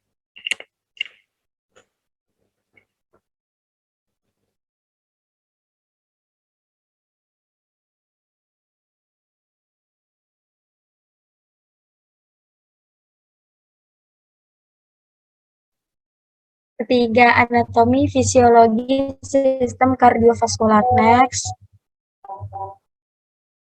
Sistem kardiovaskular. Sistem kardiovaskular terdiri dari organ utama yaitu jantung, penggabungan sistem pernafasan untuk oksigenasi, dan jaringan pembuluh darah yang rumit dan luas.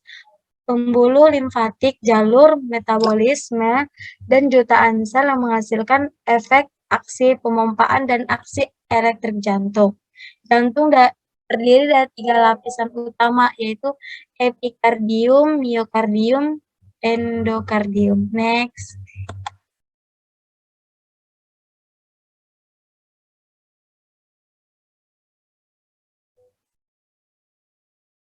Bagian-bagian jantung. Perikardium atau luar, perikardium parietal luar, perikardium visceral, miokardium tengah, endokardium dalam. Katup kanan, katup trikuspidalis memiliki 3 katup. Katup kiri, katup bikuspidalis atau mitral memiliki 2 katup. Katup aorta lunaris, dan katup pulmonari, katup semi lunar. Bunyi jantung pertama lebih keras dan lebih panjang dari bunyi jantung kedua. Bunyi yang pertama terjadi saat mengalir melalui trikuspidalis dan katup mitral, dan mereka menutup sebagai respon terhadap perubahan tekanan karena memiliki volume darah. Bunyi jantung kedua terdengar sebagai pulmonal dan katup aorta menutup.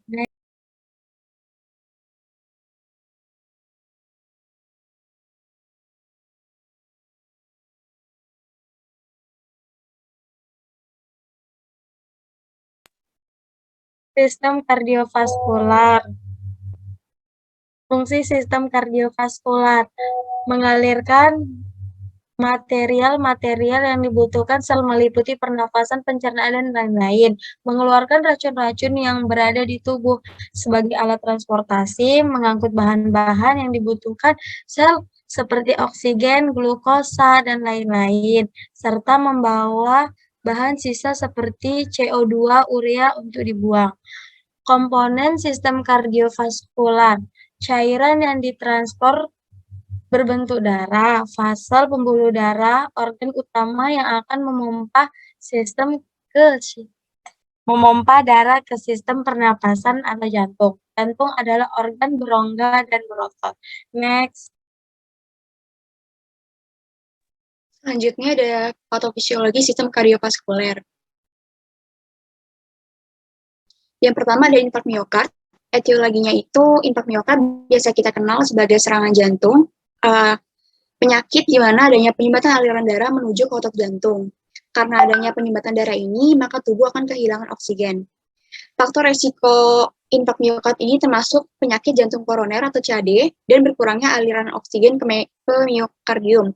Ketidakcukupan mungkin disebabkan oleh hilangnya volume darah yang bersirkulasi yang membawa nutrisi dan oksigen ke miokardium dan dapat menyebabkan nekrosis jaringan. Lalu manifestasi klinisnya yang pertama nyeri dada yang digambarkan sebagai rasa terbakar, pita ketat di sekitar dada. Nyeri ini berlangsung lebih dari 30 menit. Lalu yang kedua, mungkin ada atau tidak ada radiasi rasa sakit dari dada ke bagian lain area tubuh. Jika menjalar lengan, punggung tengah, leher, rahang, dan bahu mungkin juga terasa sakit. Lalu ada sesak nafas, dyspnea, kelelahan, dan gelisah karena berkurangnya oksigenasi. Lalu tes diagnostik infark miokard itu yang pertama ada kerja darah, kedua kemungkinan intervensi pada koroner, lalu ketiga tes diagnostik. Lalu intervensi keperawatan ada dua, yang pertama ada fase akut, jika pasien mengeluh nyeri dada, harap lakukan pemeriksaan EKG, lalu kedua mulai jalur intravena jika belum terpasang, lalu ketiga dudukan pasien tegak, sebaiknya pada sudut 45 derajat, lalu ketiga kaji status pernapasan, dan terakhir ambil satu set tanda-tanda vital, dan catat, lalu pantau tanda-tanda vital. Yang kedua ada fase pasca akut. Yang pertama, ajarkan pasien tanda dan gejala pada infark miokard. Lalu kedua, tinjau instruksi pemulangan, perawatan primer, tindak lanjuti ahli jantung. Lalu yang ketiga, kebutuhan untuk penilaian kerja darah dan berkelanjutan jika pada antikoagulan, pemantauan kumadin dan elektrolit, seperti kalium, natrium, kalsium, dan magnesium. Lalu penyakit yang kedua ada jantung koroner. Etiologinya itu penyakit jantung koroner adalah suatu keadaan akibat terjadinya penyempitan, penyumbatan, atau kelainan pembuluh nadi koroner. Penyakit jantung koroner diakibatkan oleh penyempitan pembuluh darah jantung koroner. Penyempitan ini dapat menghentikan aliran darah ke otot jantung yang sering ditandai dengan rasa nyeri. Penyakit jantung koroner terjadi bila ada timbunan yang mengandung lipoprotein, kolesterol, sisa-sisa jaringan dan terbentuknya kalsium pada intima atau permukaan bagian dalam pembuluh darah. Plak ini membuat intima menjadi kasar dan jaringan akan berkurang oksigen dan zat gizi sehingga menimbulkan infark. Manifestasi klinisnya yang pertama ada iskemia miokard akut, lalu kedua gagal jantung atau gangguan irama jantung, yang ketiga bisa mati mendadak.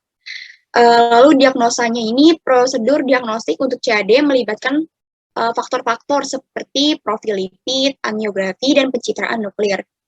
Selain itu, Selain itu, riwayat pemeriksaan fisik, tes stres latihan, ekokardiogram, dan EKG akan informatif. Pada pengobatannya, berfokus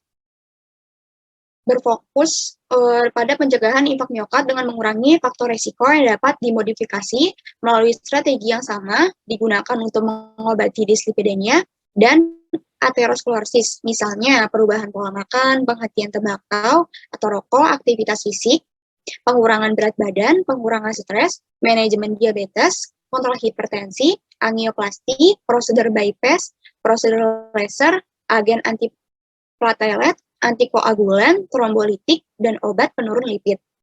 Obat tambahan yang dapat ditambahkan ke regimen termasuk nitrat, beta-adrenergic blocker, dan kalsium channel blocker untuk vasodilatasi arteri koroner dan meningkatkan suplai oksigen. Lalu penyakit ketiga ada angina pectoris atau nyeri dada. Etiologinya ini, angina pectoris adalah deskriptif yang luas untuk berbagai jenis nyeri yang dialami pasien.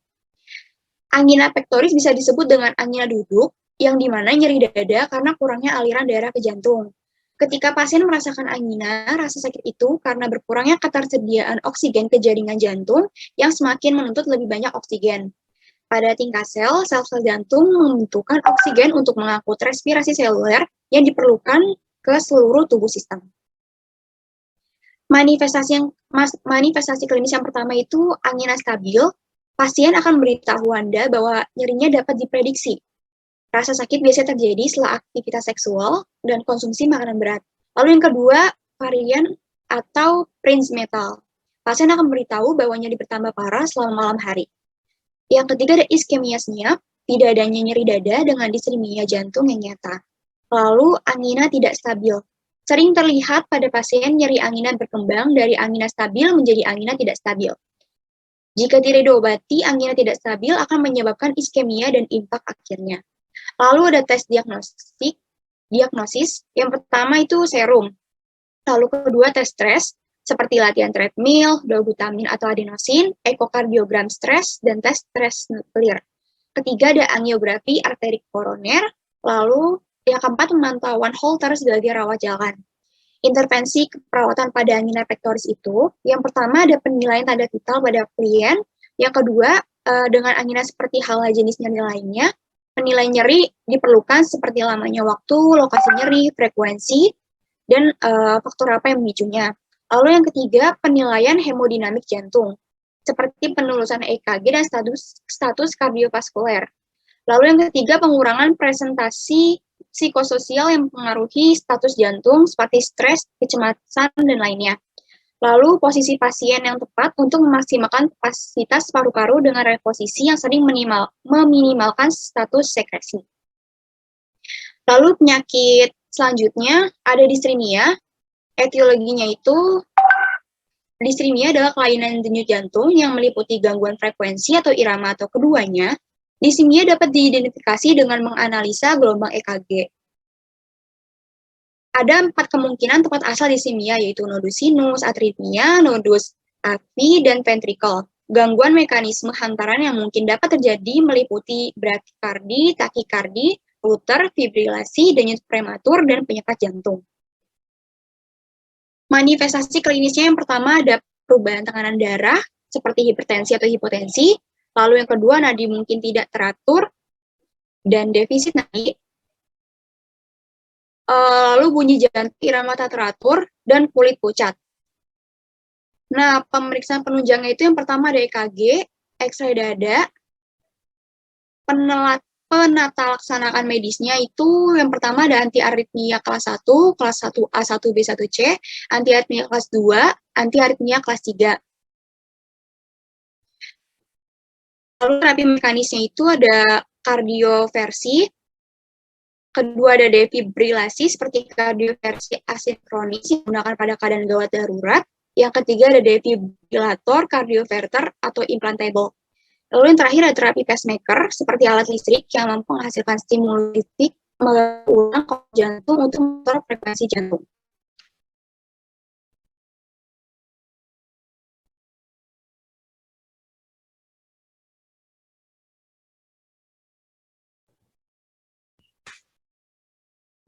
Baik, telah selesai pemaparan materi dari kelompok 10 kelas 1A. Selanjutnya akan dilakukan sesi tanya jawab bagi para audiens yang ingin bertanya.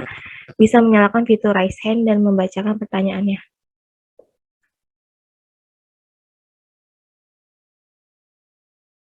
Baik, kepada Adinda Ramadhani, boleh dibacakan pertanyaannya. Baik, terima kasih moderator. Izin bertanya, sebelumnya izin memperkenalkan diri. Nama saya Dinda Ramadhani dari kelas 1A. Nah, pertanyaannya adalah, dalam PPT kelompok tadi itu kan dijelaskan virus influenza itu terdapat dari berbagai tipe, yaitu tipe A, B, dan C. Bisa dijelaskan lebih rinci mengenai ketiga jenis virus influenza tersebut? Terima kasih. Baik, terima kasih Adinda Ramadhani. Selanjutnya, Sania Hasana boleh dibacakan pertanyaannya. Terima kasih moderator.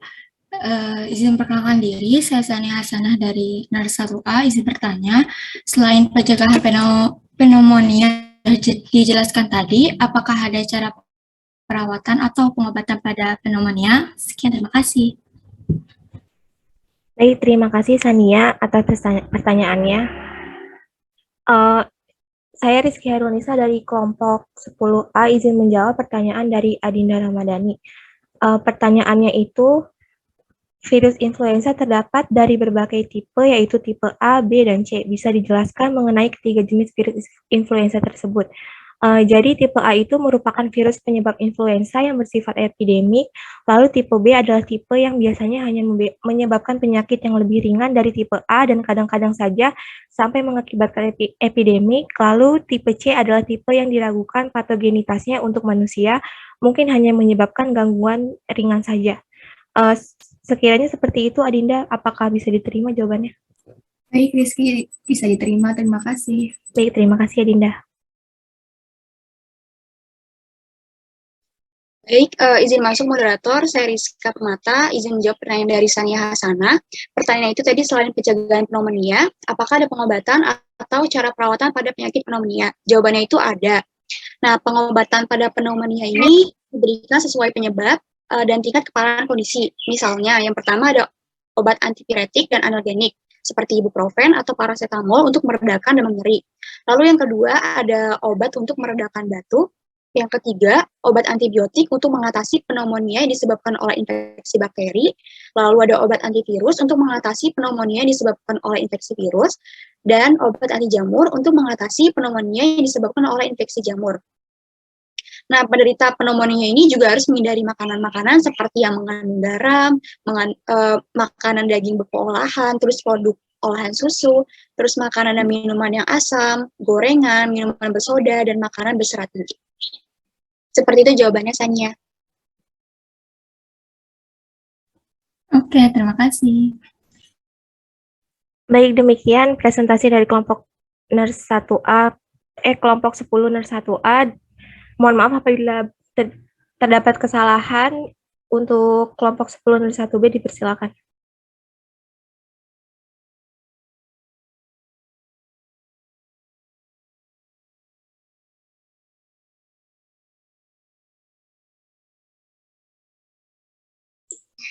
Ya baik, terima kasih kepada moderator kelas A selanjutnya. Sebelumnya, Assalamualaikum warahmatullahi wabarakatuh. Selamat pagi, salam sejahtera untuk kita semua.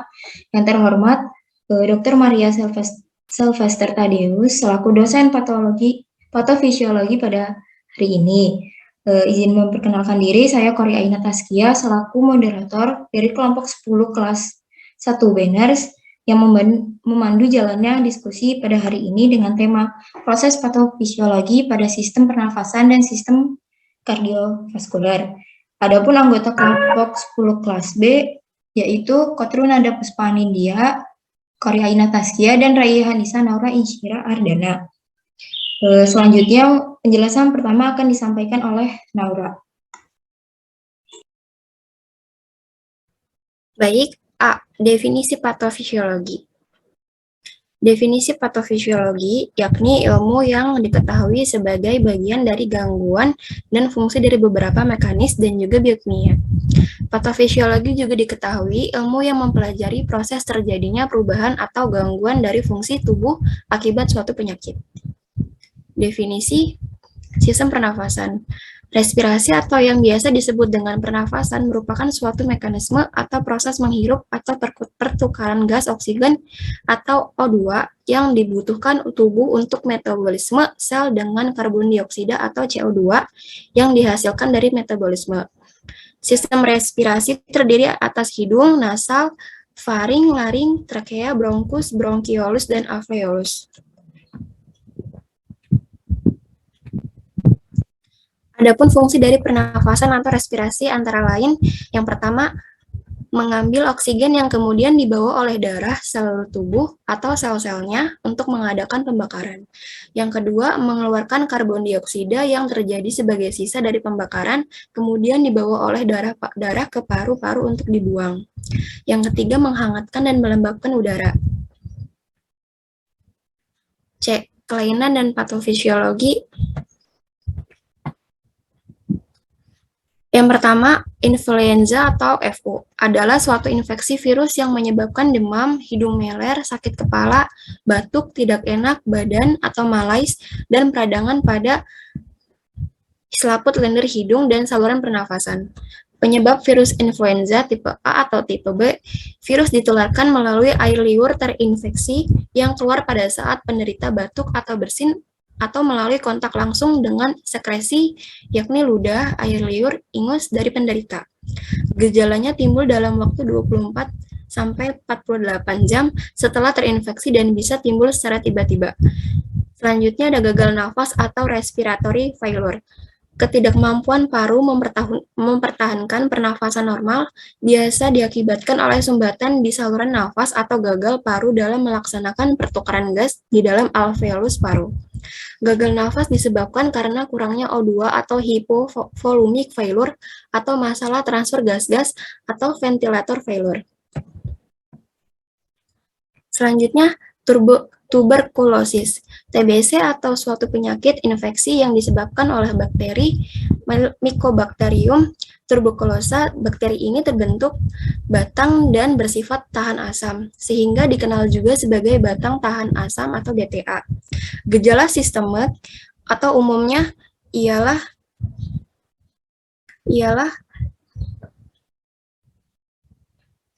demam tidak terlalu tinggi yang berlangsung lama, biasanya dirasakan malam hingga disertai keringat malam. Kadang-kadang serangan demam seperti influenza dan bersifat hilang timbul, penurunan nafsu makan dan berat badan, batuk-batuk selama lebih dari 3 minggu atau dapat disertai dengan darah, perasaan tidak enak atau malaise atau lemah.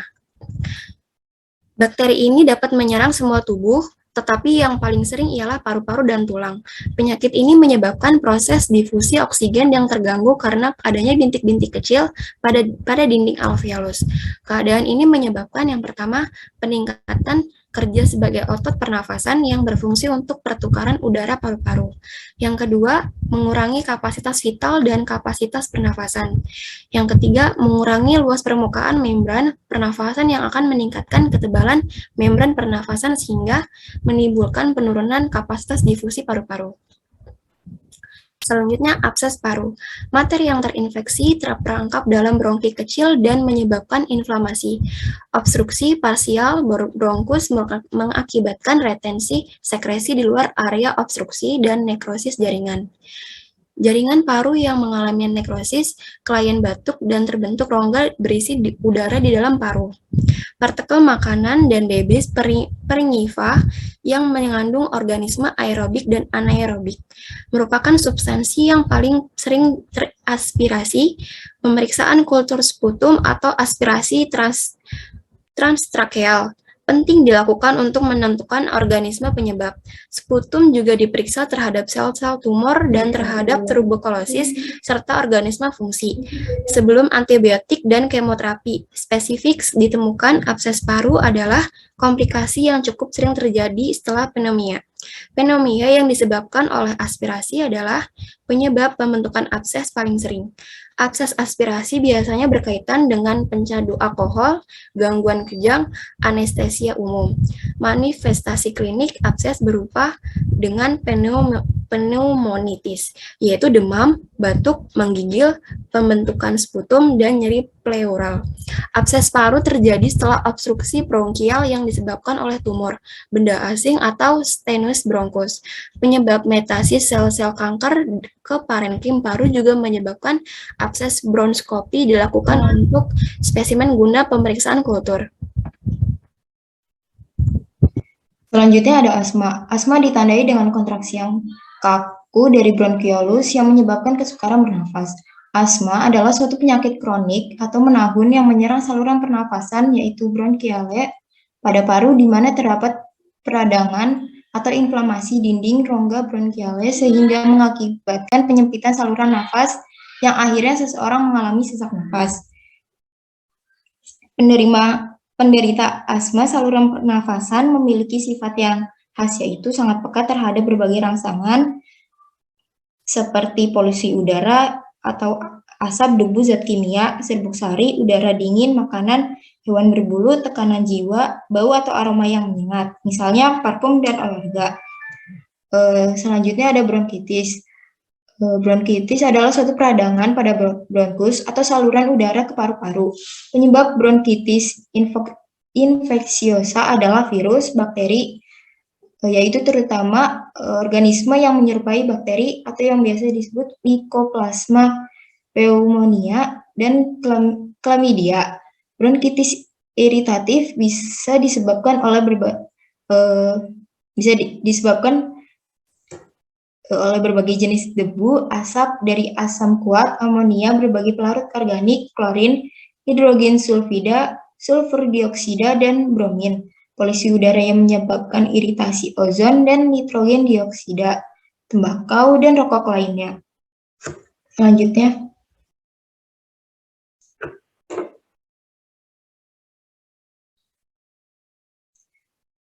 Selanjutnya ada pengertian sistem kardiovaskular.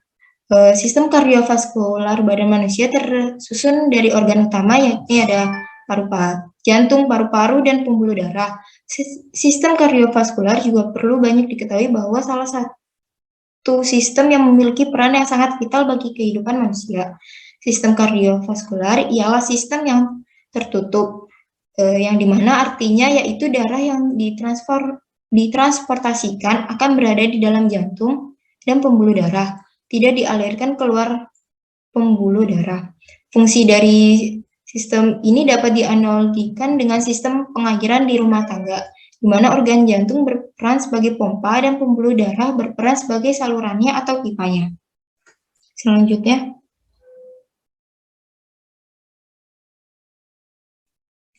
Kelainan dan patofisiologi pada sistem kardiovaskular. Yang pertama ada jantung koroner. Penyakit jantung koroner merupakan penyakit yang memiliki kaitannya dengan aterosklerosis. Plak aterosklerosis merupakan hasil penumpukan lemak dan kolesterol. Penyumbat ini disebabkan oleh plak pada lumen arteri. Aterosklerosis adalah pembentukan kolagen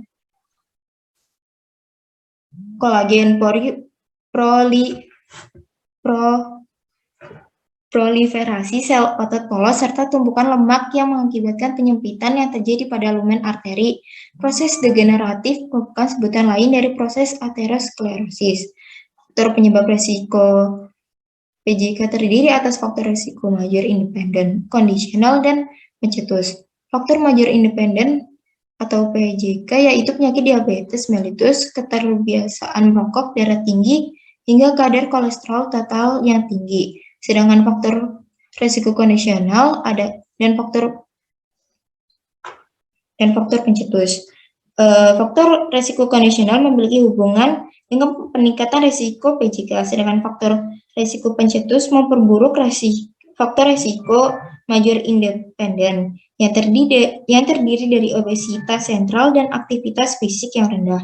Namun, American Heart Association telah menambah obesitas sentral dan aktivitas fisik yang rendah menjadi faktor resiko major independen. Selanjutnya,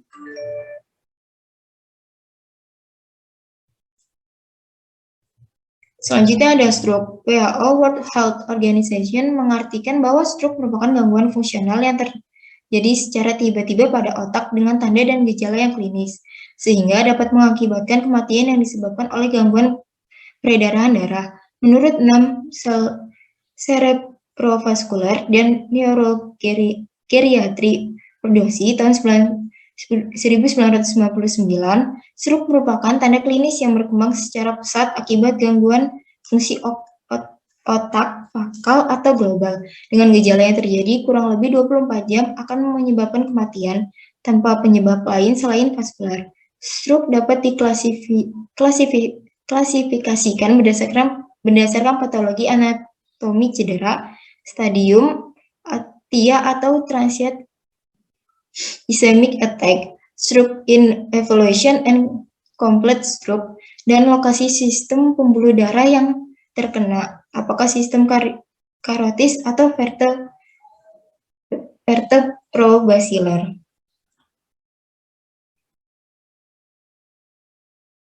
Selanjutnya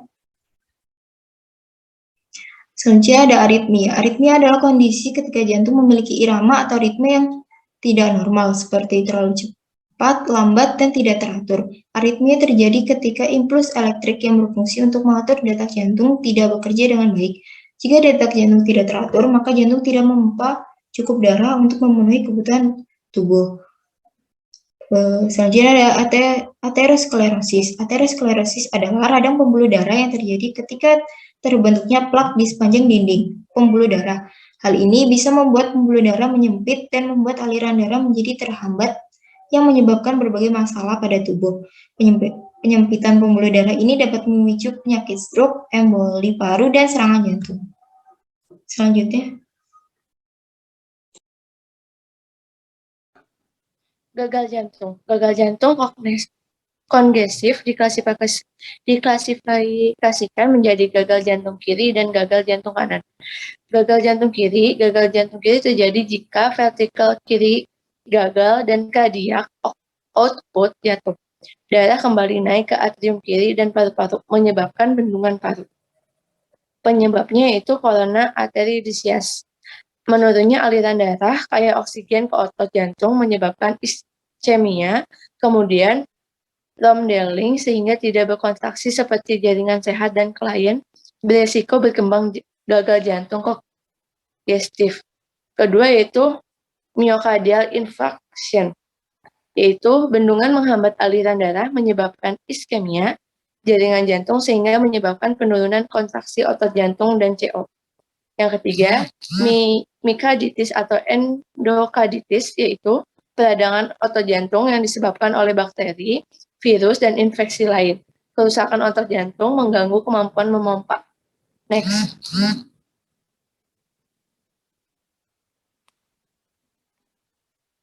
Fase terjadinya gagal jantung kiri. Yang pertama adalah peningkatan workload dan volume diastolik akhir melebar vertikal kiri karena kekurangan oksigen. Vertikal membesar dengan jaringan merenggang lebih dari jaringan fungsional. Pasien mungkin mengalami peningkatan HR, pucat, kulit dingin, mati rasa, di ekstremitas, penurunan CO, dan aritmia.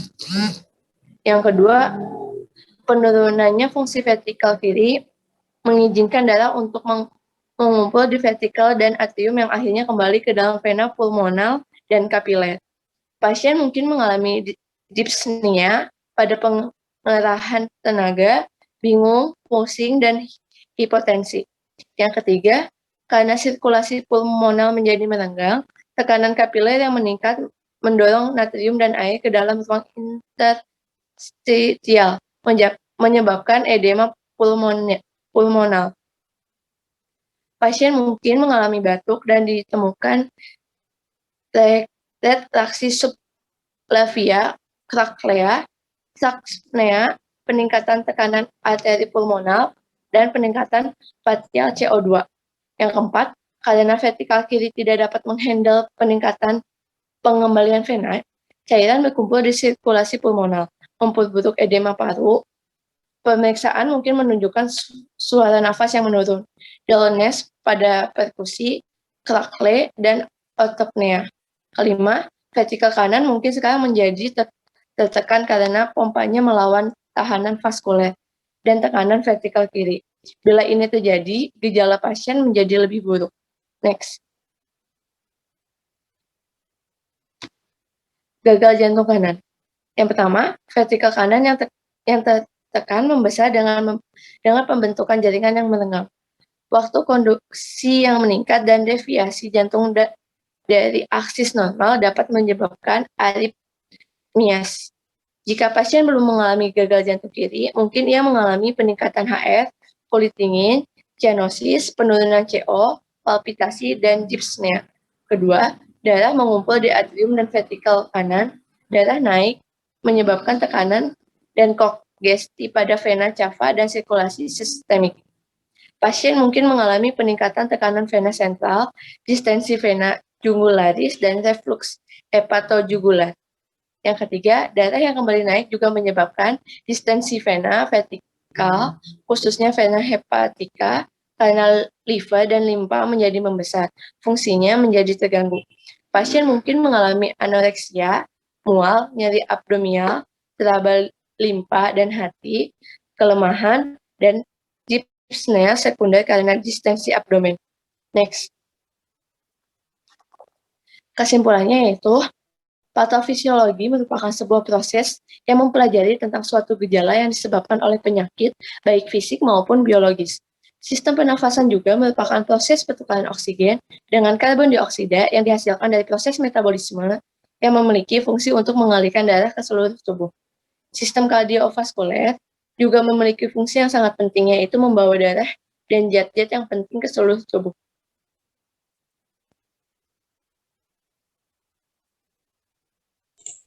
Ya, sekian presentasi dari kelompok 10 kelas B. Selanjutnya akan dilakukan sesi tanya jawab. Kepada yang ingin bertanya bisa langsung gunakan fitur raise hand atau di kolom chat.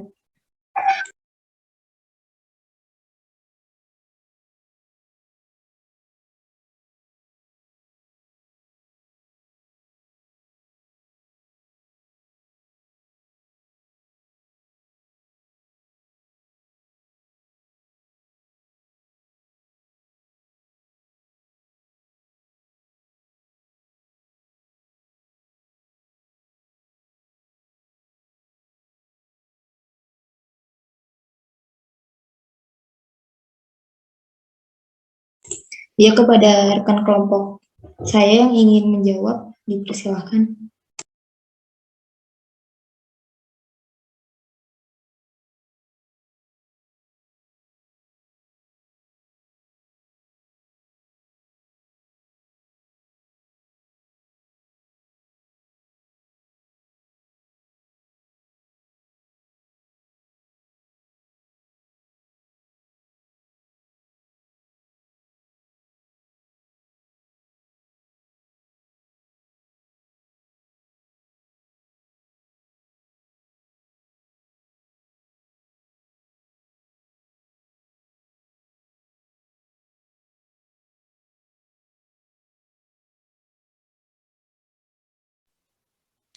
Baik, izin masuk. Saya akan menjawab pertanyaan dari Kurnia, yaitu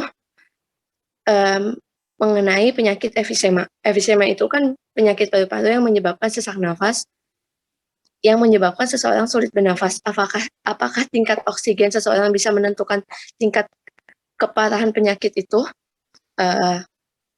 Menurut saya tidak, karena tingkat oksigen hanya dapat memberitahu seberapa banyak oksigen yang dihirup dan seberapa banyak oksigen dalam darah, tetapi tidak memberitahu tingkat keparahan penyakit paru-paru.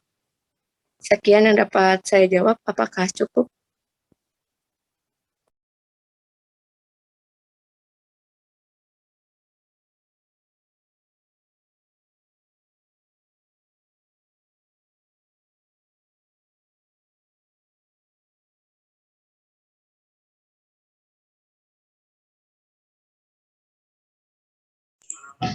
Baik, terima kasih kepada rekan kelompok saya yang sudah menjawab. Sekian presentasi dari kelompok 10 kelas B. Selanjutnya saya serahkan kepada moderator kelas RKI. Presentasinya 10 menit aja ya, waktunya nggak keburu nih. Ini masih ada RKI, terus masih ada satu topik kan? Iya, Ibu. Ya, 10 menit aja biar cepet, yuk.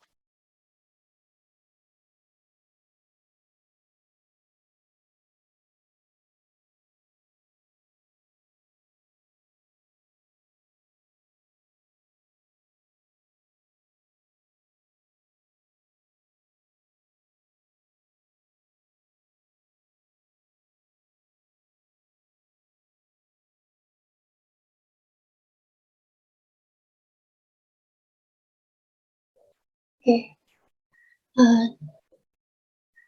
Uh, Pathophysiological process in the respiratory system and cardiovascular system. Next slide. Jadi kami dari kelompok RKI ya, kelas 1 RKI, member grupnya ada saya sendiri, Ranti Lagi Farah sebagai moderator, lalu ada Raihana Khairul Hatika Patomo, dan Rena Syahrani Devi. Next slide. Table of content. Definition respiratory system, anatomy of respiratory system, pathophysiology, definition cardiovascular system, anatomy of the cardiovascular system, and pathophysiology. First, definition respiratory system. Is a system in the human body, is a collection of organs that make up biological system that is used for the exchange of oxygen and carbon dioxide gases in the body, or commonly referred to as breathing.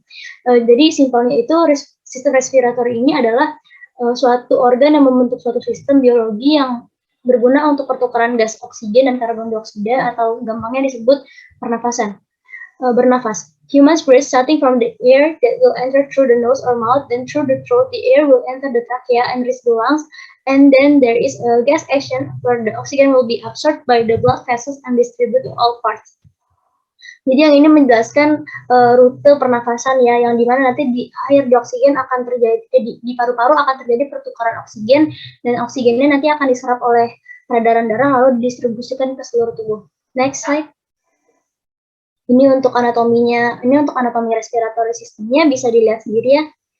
Next slide.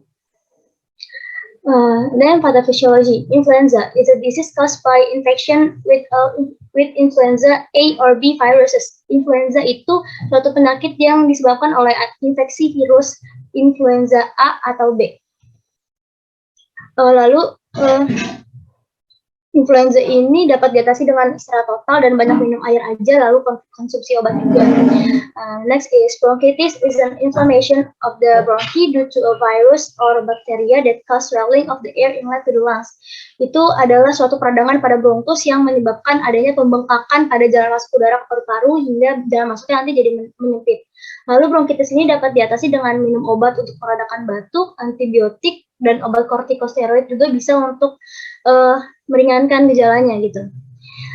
Next is asthma is a chronic disease that causes inflammation or narrowing of the airway, causing the sufferer to experience shortness of breath. Ini asma itu merupakan penyakit kronik yang menyebabkan adanya inflasi atau penyempitan jalan napas sehingga penderitanya itu nanti napasnya pendek gitu, sesak gitu. Lalu selanjutnya ada polyps, are benign drought or the mucous membrane in the nose. The cause of polyps is not known, but they usually occur due to swelling due to infection. Nah, polip ini merupakan pertumbuhan selaput lendir di hidung yang sifatnya jinak dan belum diketahui jelas apa penyebabnya, tapi biasanya terjadi karena pembengkakan akibat infeksi. Nah, ini dapat diatasi dengan menggunakan semprotan hidung atau dapat diobati dengan kortikosteroid. Selanjutnya ada the next is TBC is an infectious disease caused by bacterium Mycobacterium tuberculosis. Ini TBC itu suatu penyakit infeksi yang disebabkan oleh bakteri Mycobacterium tuberculosa. Nah, ini pengobatannya bisa dengan memeriksakan diri ke dokter dan juga mengkonsumsi obat ya sesuai anjuran dokter, kayak rifampicin dan teman-temannya. Lalu yang selanjutnya ada shortness of breath, difficulty in breathing that occurs during physical activity. Itu adalah susah bernafas pas lagi aktivitas. Lalu selanjutnya ada pneumonia or wet lung, biasanya kita sebut pneumonia paru-paru basah. Is a respiratory disease that occurs due to inflammation of lungs where the alveoli are infected by excess fluid or electrolyte. Nah, ini pneumonia itu penyakit yang terjadi karena adanya peradangan pada paru-paru di mana alveolus itu terinfeksi oleh cairan dan eritrosit yang berlebihan. Untuk gejalanya itu kayak gejala ringannya kayak batuk, sesak napas, atau flu berat. Next slide. Okay, the next is pharyngitis is an inflammation of the pharynx causing pain when swallowing or a dry throat. Pharyngitis is usually caused by a viral, ini ada typo, virus or bacterial infection with Streptococcus pharyngitis. This disease can also be caused by smoking too often. Yang selanjutnya ada pharyngitis itu merupakan peradangan pada faring sehingga menimbulkan rasa nyeri saat menelan atau tenggorokannya terasa kering. Nah, ini biasanya disebabkan oleh infeksi virus atau bakteri Streptococcus. Nah, ini dapat diobati dengan mengkonsumsi obat